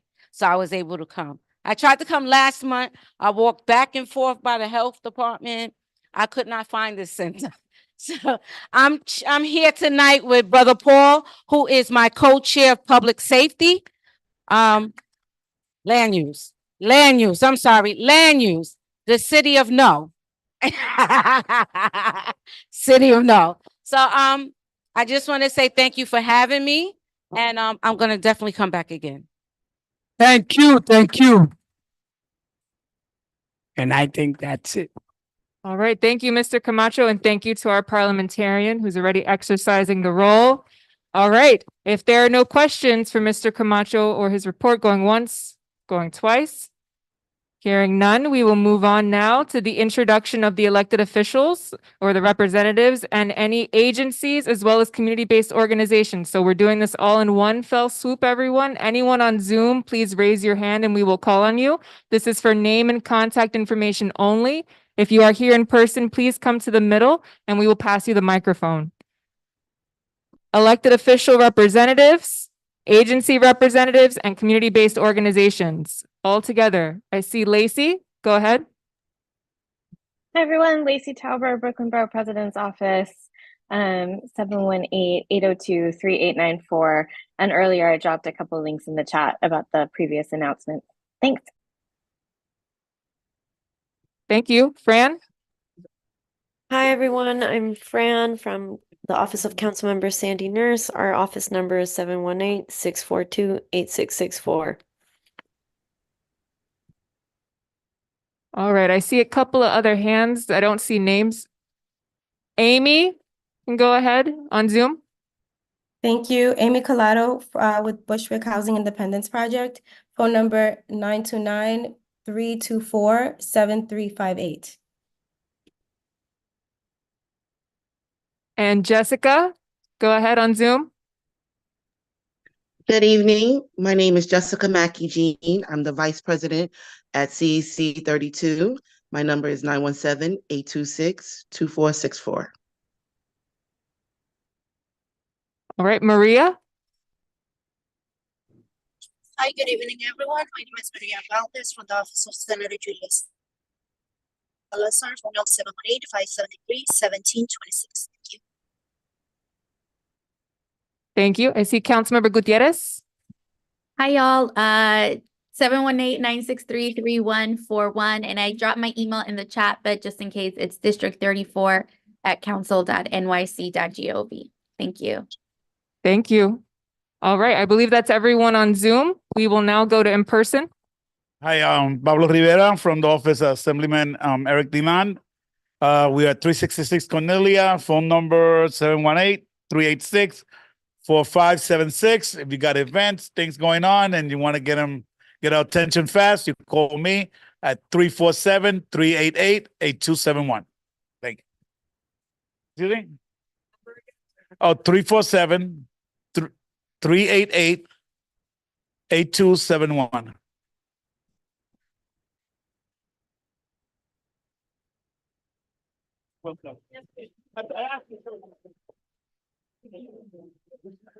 Joe Tonelli, Friends of Irving Square Park, 845-242-0456 or irvingsquarepark@gmail.com. Thank you. Say it again? Oh. The phone number or the email? 845-242-0456. David DeRossi on human rights.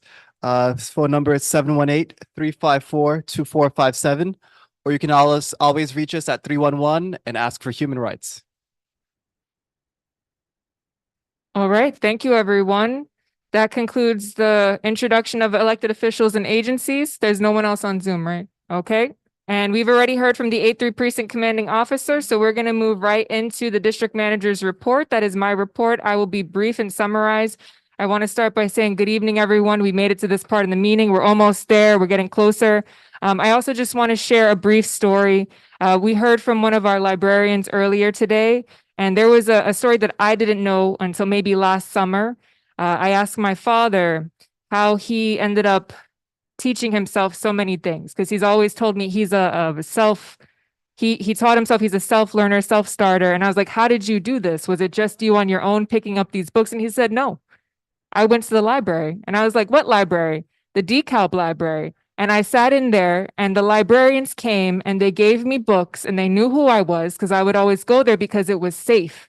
And because I could sit there and no one would bother me and I was away from the streets, and I would read the books they gave me and they just kept giving me the books and I kept reading. I was like, how did you never tell me this story? Until like 30 something years later. And I'm just finding out now how this influenced and shaped not just your life, but my life and the rest of the things that we do in our family. And I have to say that since then, my connection to the library has always been a place, again, of safety. When I was injured one summer and I couldn't go to work, I still worked. I was in the library.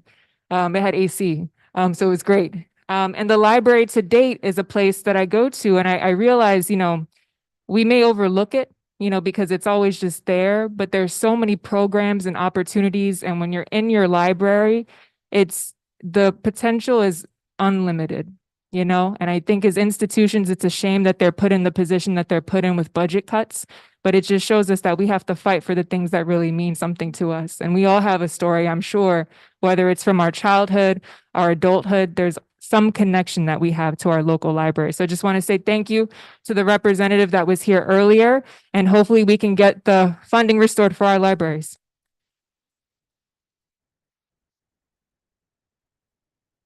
All right. And so I will summarize a few meetings that I attended. Mr. Camacho and I attend many of the same ones.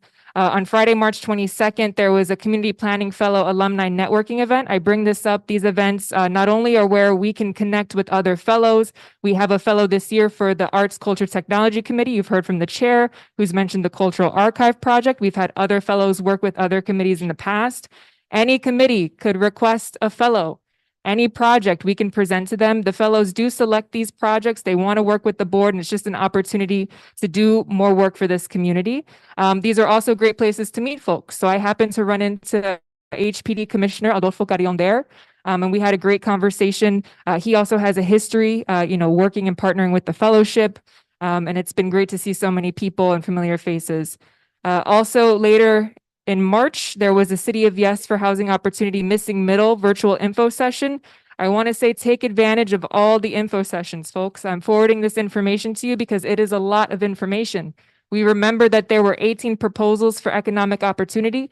Housing is going to be more dense, and we only have a very limited amount of time about what, an hour in committee, Ann? We have about an hour to review these things in a committee meeting, and then about an hour if we're realistic here. And we know there are lots of questions, so please take advantage of any other information sessions. If you want more information in general about how to learn about what's going on with City of Yes, please contact me in the office. Mr. Camacho mentioned we were invited to the new city planning office in Brooklyn. Their first and only question for us was, how do we present this information to the board? After they continued to push for how is best to present it, I had to stop them from asking the same question when we weren't giving them the answer they wanted, because essentially what they were saying is, how do we present this to get a yes? And I said, the way you present this to get a yes is by engaging this community in advance, by having an ongoing conversation, and by not coming with a predetermined conclusion. And so, of course, there was no answer to that, but I think they understood the system that we're working in, and we need to be realistic about what we're doing, because you're not just going to come to a meeting and get a yes when you don't do the work for it. And let's see, I have some exciting news. So folks have heard me talk a little bit about the Future of Community Boards Working Group, which includes community board district managers from across the city. There's also a CB Community Board Term Limit Project. We know term limits are starting in 2027 and 2028. Community Board 4 has been having a conversation about how do we prepare for that.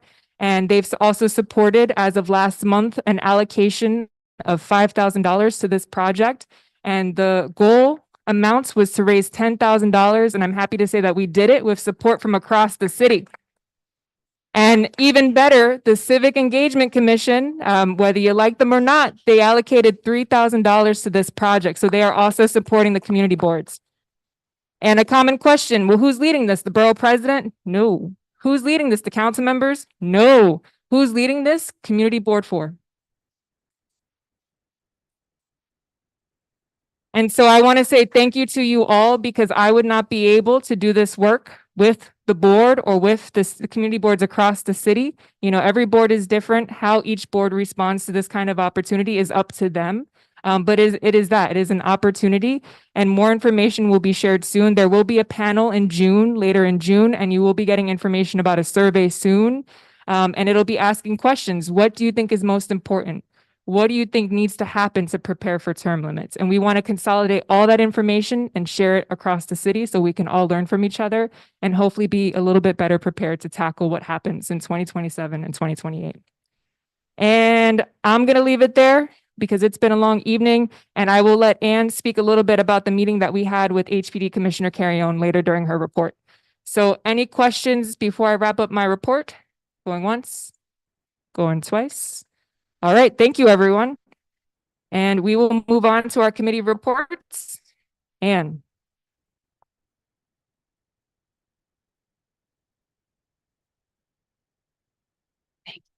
Hi, everybody, and Housing and Land Use Committee. Our meeting was on Tuesday, March 26th. As ever, folks are always welcome to join, the public, members of the board, whoever. We had one primary agenda item, and that was a presentation on 1601 DeKalb. 1601 DeKalb is where Camacho and Celeste may or may not have stolen shovels. For the record, they did not steal them, but the groundbreaking was a few weeks ago. They came to give us an update because this project started in 2017, almost 2018. There was an intensive community engagement effort around it to improve the affordability levels. We worked with Riseboro, we worked with Make the Road, we worked with Brooklyn Legal Services A at the time, and the community board. And because the numbers did not work and they needed support, and we negotiated good numbers that everybody felt comfortable, the right levels of affordability and the right even unit sizes. We were really getting granular detail. What happened is a lot of things. There was a 5-year agreement. It did not break ground until 6 years later. So all of that agreement that we had signed off on was null and void. Riseboro is still a primary partner. So there is a not-for-profit partner, and that is, you know, one saving grace to this. What we found and what we learned at our HLU meeting was that all of this was renegotiated with Riseboro, with Make the Road, and the developer, but the CB was just given the formal update. Hey, please come to the party. We'll give you a shovel, but not, no, we'd like your, you know, input on these fundamentally important things. This is, you know, for those of you who aren't familiar, it's basically the corner of DeKalb and Wyckoff. It's, you know, right by the post office. And it's the post office parking lot, I think, is the primary site. So anyway, it's happening. The numbers are okay. They're not great. We were not happy about it. It is an attachment in your email that you got so you can look through it. I won't run through the numbers just for the sake of time, but it's a super short, very straightforward presentation. And I think we will be following up with Riseborough and Make the Road to say, hey, like if we're going to be partners, we need to be partners. So that was the primary discussion. We also had a follow-up on the Eastern Parkway project. The board voted unanimously to support the project as it was presented to us before they go to the boards of standards and appeal. A lot of us expressed some concerns and objections, but it was very important also to make sure that the folks were able to air their concerns and questions and grievances. So we did that. Finally, the last thing in the meeting itself was, sorry, and the letter that the board voted on to about the Bushwick Community Plan. So the Housing and Land Use Committee, based on a recommendation from Raul Rubio, is supporting sending a letter to, you know, all the various officials that we would like to reconsider, not reinvent, because we don't have 5 years. And we did a lot of the work, but we'd like to reinvestigate, see what's relevant, see what's not, and see if we can get this thing moving forward. So that was the meeting.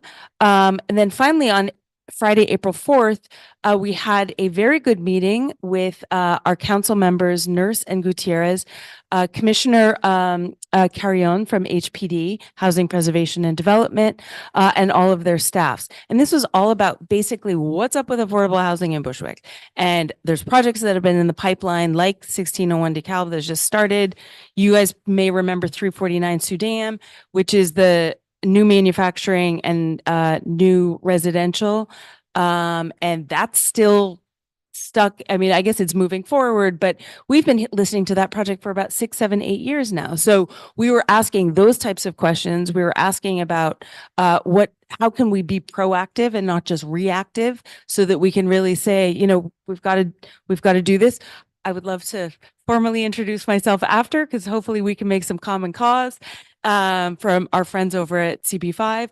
And that is it. It was a very useful meeting. We asked them to regularly do this because it will allow us to have meetings with city agencies regularly, will allow us to be more proactive and not just respond. Because I think that's where we get into trouble, is because, you know, it's all a done deal by the time it comes to us. So let's just get out there and push forward.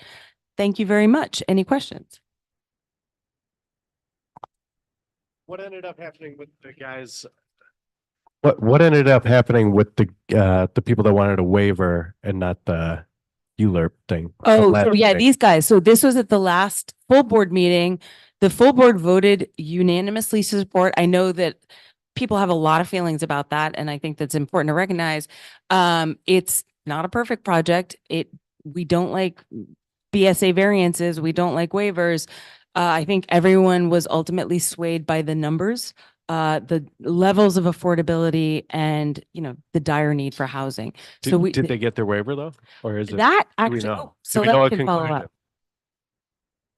So that process takes about 18 months. They have yet to submit an application. They came prior to submitting. I was told that they would be submitting before the end of this month. They also had a conversation with HPD to make sure that there was alignment between their project and what the board wanted. The letter was shared with them. The letter of support was sent to them. I feel like there's one more thing related to this. Oh, and the request for community notification, they sent a draft of what they wanted to send to the residents on the block. They did do a mailed notice to every single person who lives on that block, inviting them to ask for more information or even to visit one of their sites to learn more about the project. So I just want to say that they met And they actually took that into advisement and they've already sent the letter. I believe it's going out this week. So they followed up on it and they continue to be in conversation with us.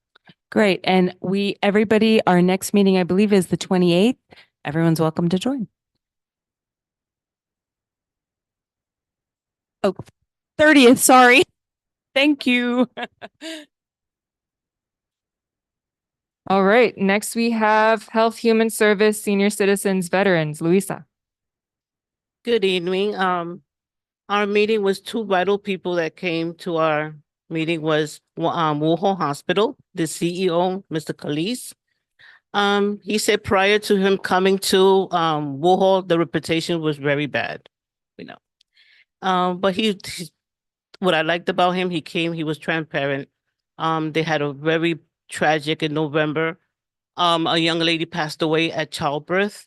So the state came in, he was very transparent. They had to do a lot of in-service and just a lot of paperwork to make sure this could never happen again.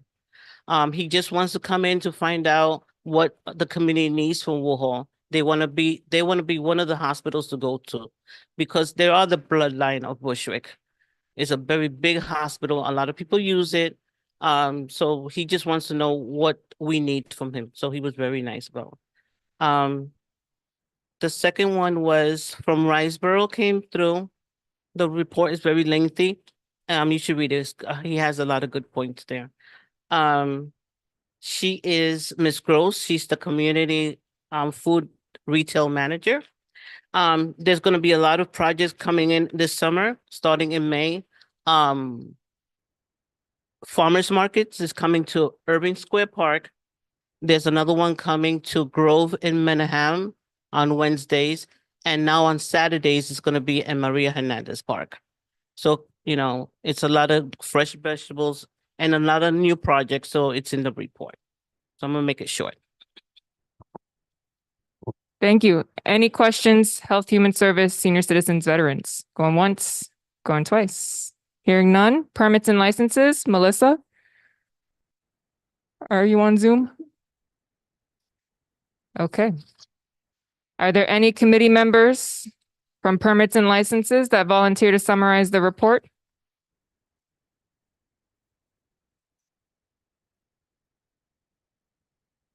Would the board like for me to summarize the report? I will briefly summarize the report for a meeting that I did not attend. So let's see. For the New York State Liquor License Liquor Application Review, first, let's just start off by saying this meeting was on Tuesday, April 9th. And for the liquor license application review, there was one applicant, Bushwick Bay Incorporated, 242 Himrod.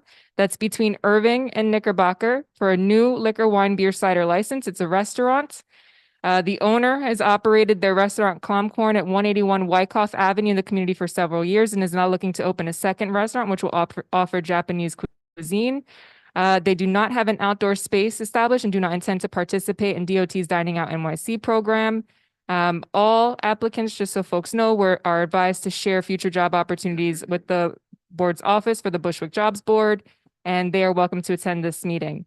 Their hours, Sunday to Thursday, 12 p.m. to 10 p.m., and Friday through Saturday, 12 p.m. to 11 p.m. The second applicant, 300 West Bar Corp. At 300 Wyckoff Avenue, also a new liquor, wine, beer, cider license between Palmetto Street and Putnam Avenue. It's a bar tavern. The attorney was speaking first about the business operations and was reminded that the committee has a rule in which the applicant is requested to present general information. They're welcome to provide clarification and support. The establishment owners currently operate in Cebollado de Rossi at 238 Wyckoff. It's been in the community for several years, and they're now looking to open a sports bar tavern with a short bar food menu. There will be, they do not have an outdoor space established and do not intend to participate in the Dining Out NYC program. And their hours, Sunday through Wednesday, 3 p.m. to 3 a.m., and Thursday through Saturday, 3 p.m. to 4 a.m. And of course, for all of these, the chairperson will indicate when their intended hours fall outside of the committee's stipulated hours of Sunday through Thursday until midnight and Friday through Saturday until 2 a.m. Any amendments to documentation must be submitted before this meeting. The attorney tried to ask for those hours to be reconsidered as they have operated a separate establishment. And then the PLC chairperson just reiterated that the board has voted on these hours as per community concerns and to minimize quality of life complaints. Let's see, there was also a class change applicant, A Touch of Lagos Incorporated at 911 Broadway, liquor, wine, beer, cider. This is between Melrose Street and Arian Place. It's a restaurant, and they're looking to change their license from wine, beer, and cider to full liquor license. So they have been operating for a little over a year, offering West African Nigerian cuisine. Their current sale of alcohol hours, Monday through Saturday from 11 a.m. to 2 a.m. and Sunday from 11 a.m. to 12 a.m. And the chairperson reminded the committee that they're only able to make recommendations based on the application type that is being filed and therefore are not able to recommend changes to hours of alcohol sales at this time. The committee will be able to do so when the applicant is up for renewal if there are issues within the business. And there was question and answers, and then a method of operation change for Dromedary Donuts Corporation at 1329 Willoughby Avenue. Liquor, wine, beer, cider. This is located between Wyckoff and St. Nicholas Avenue. It's a donut shop with a speakeasy in the back area of the business. They're looking to extend the alcohol bar service to the front of the establishment as they often must turn away patrons since the back area gets too crowded, and they are not permitted to sell alcohol in the front area according to their current liquor license. Their current sale of alcohol hours, Monday through Wednesday, 12 p.m. to 2 a.m., Thursday to Saturday, 12 p.m. to 4 a.m., and Sunday, 12 p.m. to 12 a.m. The outdoor space hours of operation are listed as 12 p.m. to 12 a.m. all days. And then, of course, the chair indicated that the hours fall outside of the committee stipulated hours for outdoor spaces, being closed by 10 on all days. And the specific stipulation has not been amended and has remained uniformly recommended for all establishments since 2020. And they must get any amendments to the board before today's meeting. And the owner indicated they understood and agreed to adjust their documentation. Let's see, the attorney informed the chair that they're not sure whether their outdoor space falls within their property line or whether they'll have to apply for DOT's Dining Out NYC program, but they will notify the board. And agenda item number 3, New York State Cannabis Retail License Application Review. Looks like there was one new application that's for Cushwicks Incorporated, 595 Bushwick Avenue, adult use retail dispensary. This is the corner of Bushwick Avenue and Melrose Street. The applicants introduced themselves and their plan in June 2022. They're revisiting as they're officially moving forward with their application. They're NYC natives, first generation Asian Americans who have family history of residing in the community for over 40 years and would like to establish their business here for that reason. They've obtained a long-term lease for the location venue, and they have done outreach efforts to the following nonprofit organizations and elected officials: El Puente, Riseboro, Brooklyn Chamber of Commerce, East Brooklyn Business Improvement District, Asian Americans for Cannabis Education, Councilmember Jennifer Gutierrez, State Senator Julia Salazar, Assemblymember Maritza Davila, and the list goes on and on. They've done extensive outreach. They will be running their business as ethically as possible with intentions to give back to the community. Their intended hours of operation, 12 p.m. to 9 p.m. all days. And let's see if there was anything else. I believe, there's a note in regards to the May meeting. So this is actually for May and June for anyone, committee member or board member. The May meeting, it falls on the same week as the full board meeting. There will not be enough time for the district office to prepare the meeting report. So the committee confirmed that the new meeting date will be Tuesday, May 7th. And then in June, a reminder to all board members that the full board meeting will be the second Wednesday because of Juneteenth. That is Wednesday, June 12th. So therefore, the permits and licenses committee meeting will be on Tuesday, June 4th. All right. And that concludes this report. Are there any questions? Can we pass the mic to Joanna?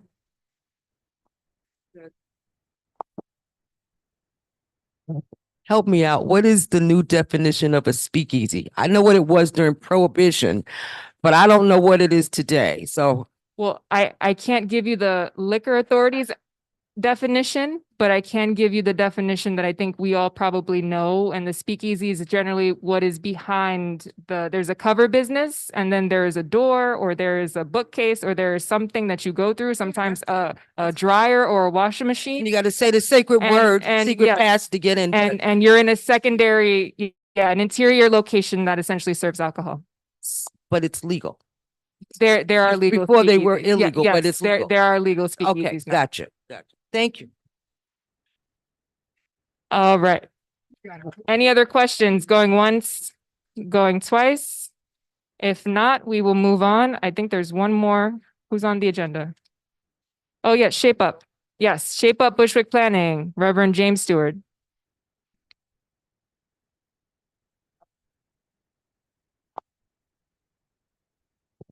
Sir. Good evening, everyone. Our meeting took place on Wednesday, March 27th. And as part of the meeting, we noted that the registration form was completed and has been sent out, including our request for people who are going to participate to bring their own tables. And we've already sent that out to board agencies, partners, and elected officials. The SEPA, the special event permit application, was submitted along with our request for the library to have the bookmobile. We were also saddened to learn that the fire department no longer does the fire safety house. It's only for school events and not community events. And of course, that saddened us. We did submit a request for a fire truck to come instead, and that we'll have firefighters on call. But of course, if something happens, an emergency or whatever, they would have to leave. We had talked about the possibility of doing food distribution again. And so we are in touch with Metro World Child to see if they can support our initiative and having food distribution that day. We spent a number of minutes during the meeting talking about the possibility of a rain date and or location. Obviously, we know that the weather is ever evolving, and so we spent some time talking about that. We did come to the conclusion that rather than having a rain date, because the date of June 6th, which is Shape Up, is also a school out day, and so we thought it best that we would have a rain location. And so that will be on the flyer that is sent out, and that rain location will be, I think we are confirming a location. I don't think we, is there? I don't remember. 422 Central. 422 Central. Okay. All right. So that is there. And then we finalized for our honorees. We didn't have the event last year, so we did finalize the gifts that will go to the honorees. We're going to be honoring former CB4 staff members Willie Morales and Sharon Flood, as well as former and current CB4 members and community advocates Martha Brown, Barbara Smith, Robert Camacho. Of course, put our hands together. Much deserved. And then Anita Haynes, of course, a longtime community stakeholder and advocate. All right. And so some of the very quickly, some of the committee activities that we're going to have, the police department will look to give us some kids activities, rock climbing wall and game truck. We're looking also possibly have CPR training from the fire department, as well as a mobile van from HPD, the CPR demo from the Department of Health. And then Wyckoff Hospital will look to do blood pressure monitoring, blood sugar testing, and rapid HIV testing. I think we're also going to be looking into yoga as well from council members' office. Our next meeting will be next Thursday, April 25th at 3. And as always, anybody's welcome to attend. And there is the flyer right here. All right, so please take one and pass it around. All right, thank you. Any questions, Shape Up Bushwick? Going once, going twice? Oh, okay. Yes, if we can get the mic.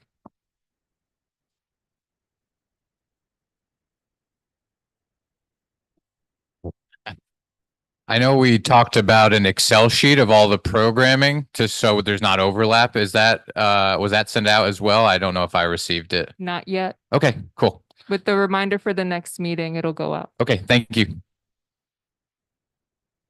All right. Any other questions? Shape Up Bushwick? No one on Zoom, right? Okay. All right. That's it for committee reports. Let's keep it moving. What's next on the agenda? I need an agenda. Here, I found it. It's lost in all the other reports. Here we go. Recommendations. All right. Let's see. I believe it's only permits and licenses this evening. Please remind me, folks, if any other committee has recommendations. All right. So for permits and licenses, let me pull up the report. Let's see. In the committee meeting, there was a motion to blanket vote the committee establishments for the SLA. And there was only one for for cannabis. Yeah, there was only one for cannabis.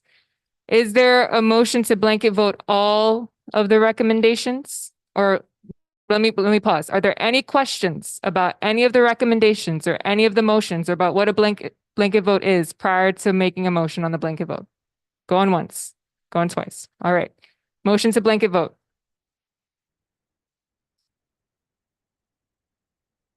Okay. Okay, Felix Ceballos seconds. Christian Tate first. All in favor for the blanket vote? Any opposed? Any abstentions?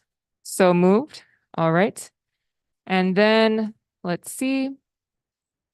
There was a motion from the committee to vote in approval of the establishments and amendments listed in the blanket vote as per the board stipulations. Again, to repeat those hours, let me just find them. It's Sunday, I believe Sunday through Thursday until midnight and Friday through Saturday until 2 a.m. That's for liquor license establishments. Those are the hours that the committee recommends, and 10 p.m. closing for any outdoor spaces. And then for cannabis retail, are those the same hours? They're the same, and the establishment is also within the stipulations. They were also motioned to vote in approval of the establishment. Is there a motion for the committee's recommendation of approval? Okay, Jessica makes a motion. Is there a second? Thank you. All in favor? Any opposed? Any abstentions? Oh, okay. I have an abstention. Okay, one moment, please. I have Elvina. And I have Joina. And I have Zuma. Anyone on Zoom abstains? I don't see any hands. I don't hear any voices. All right, so that's 3 abstentions. You got that, Kim? For all of the recommendations. Yeah. Okay. We will, if there are no other recommendations, going once, going twice, old business, any old business, going once, going twice, hearing none, new business, going once, going twice, hearing none, announcements. I hope we got most of them done earlier in the meeting. Who has an announcement right now? Who's brave? Who's brave? All right, if you're in person, come up to the front.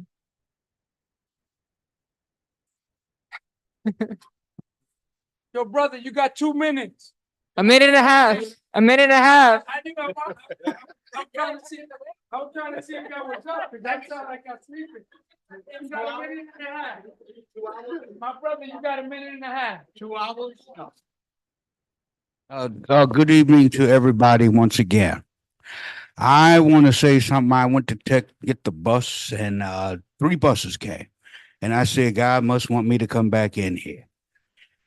Because you look for, whenever you think it's like not right, the word is serendipity. You'll find something good when it seems so bad. This man right here, I got 30 seconds, 40 seconds. This man, or a year and a half ago, Miss Spelling here had me go to that, I gave a flyer for the town hall you hadn't had because it was after COVID. She introduced me to this man. He said, oh, January, he came to where I live because there was an issue. He noticed a couple of things before he went and sat with me with one of the staff members. And he said to them, if you all need help with getting the laundry fixed or whatever, I can help you all do this. That was January. Thursday he came. This is serendipity. He balanced things because you see him fire in him. I even got a little of it. Okay. So he balanced things in a positive way. And I'm going to say this to all of y'all and to him. He's just hearing it. Not only that laundry, but the water and everything. Yesterday, they came and fixed those pipes for that water that's all up in the laundry. He was there Thursday. They were there yesterday fixing it up. This man is for real. Miss Spelling is for real, and all of you all are for real. All right, so you all stay blessed. And he's a veteran, so we got to take care of our people, right? All right. I don't see any other folks standing up. Got to be ready, folks.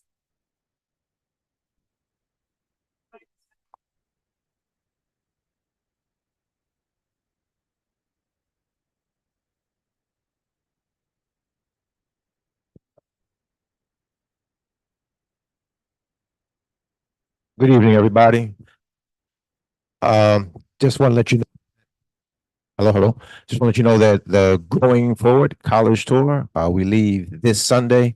So it's last call. So if you know any students, high school students who are in the process of trying to find a college, we leave this Sunday and we go all the way from New York to Atlanta. We will be attending 9 universities.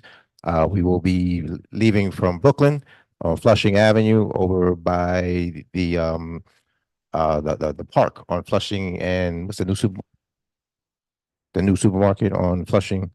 But anyway, no, the new fan Flushing by the Navy Yard. Okay. All right. I'm sorry. I didn't know the name of the park. I was thinking about the supermarket. But anyways, so we will be going to Howard University, Bowie State University, and then we go to Virginia. We'll be going to Virginia State University, Hampton University, then on to North Carolina, where we'll be going to North Carolina Central and North Carolina A&T.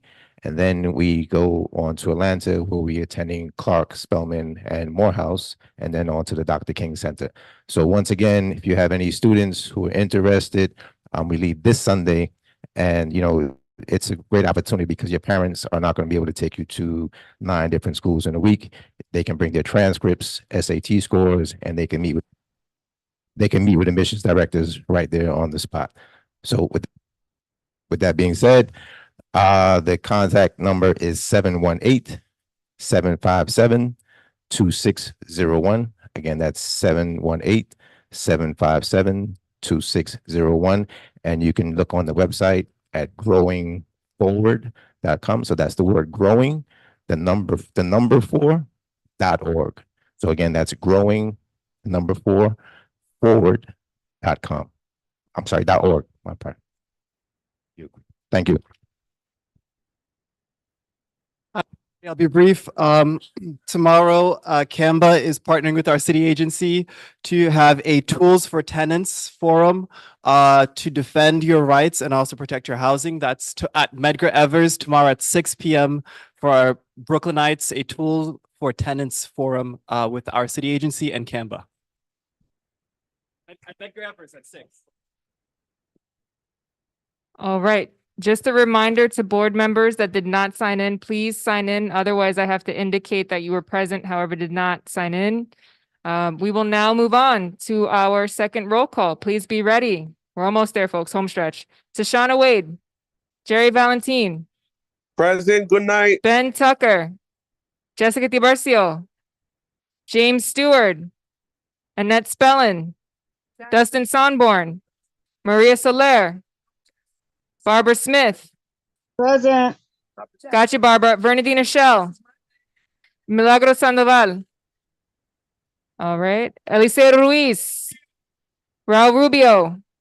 Caitlin Penner. Zuma Navoa. Desmond Monroe. Mary McClellan. Raman Mama. Edward Kopp. Nicholas Kaplan. Luisa Jose. Tara Jones Thomas. Kaisha Johnson. Barbara Jackson, Tanisha Honeygan, Zachary Present. Hendrickson, Ann Guiney, Christopher Graham, Joanna Fuentes, Freddie Fowler, Cecilia Fabian, Elvina Davis, Andrew Choi, Christian C. Tate, Fayos, Melissa Carrera Solano, Robert Camacho, Raul Brown, Makiba Brown Elaine, Brown. Present. Good night. Joanna Bennett, Stephanie Anderson, Isa Abni. All right. Motion to adjourn, folks. Elvina Davis makes a motion. Zuma seconds. Have a good night, everyone. 8:48. We set a record. Hi, Celeste. It's Tanisha. Did you hear me? Yes, Les, this is also Raul Rubio. I was trying to unmute myself, but I couldn't get to it in time.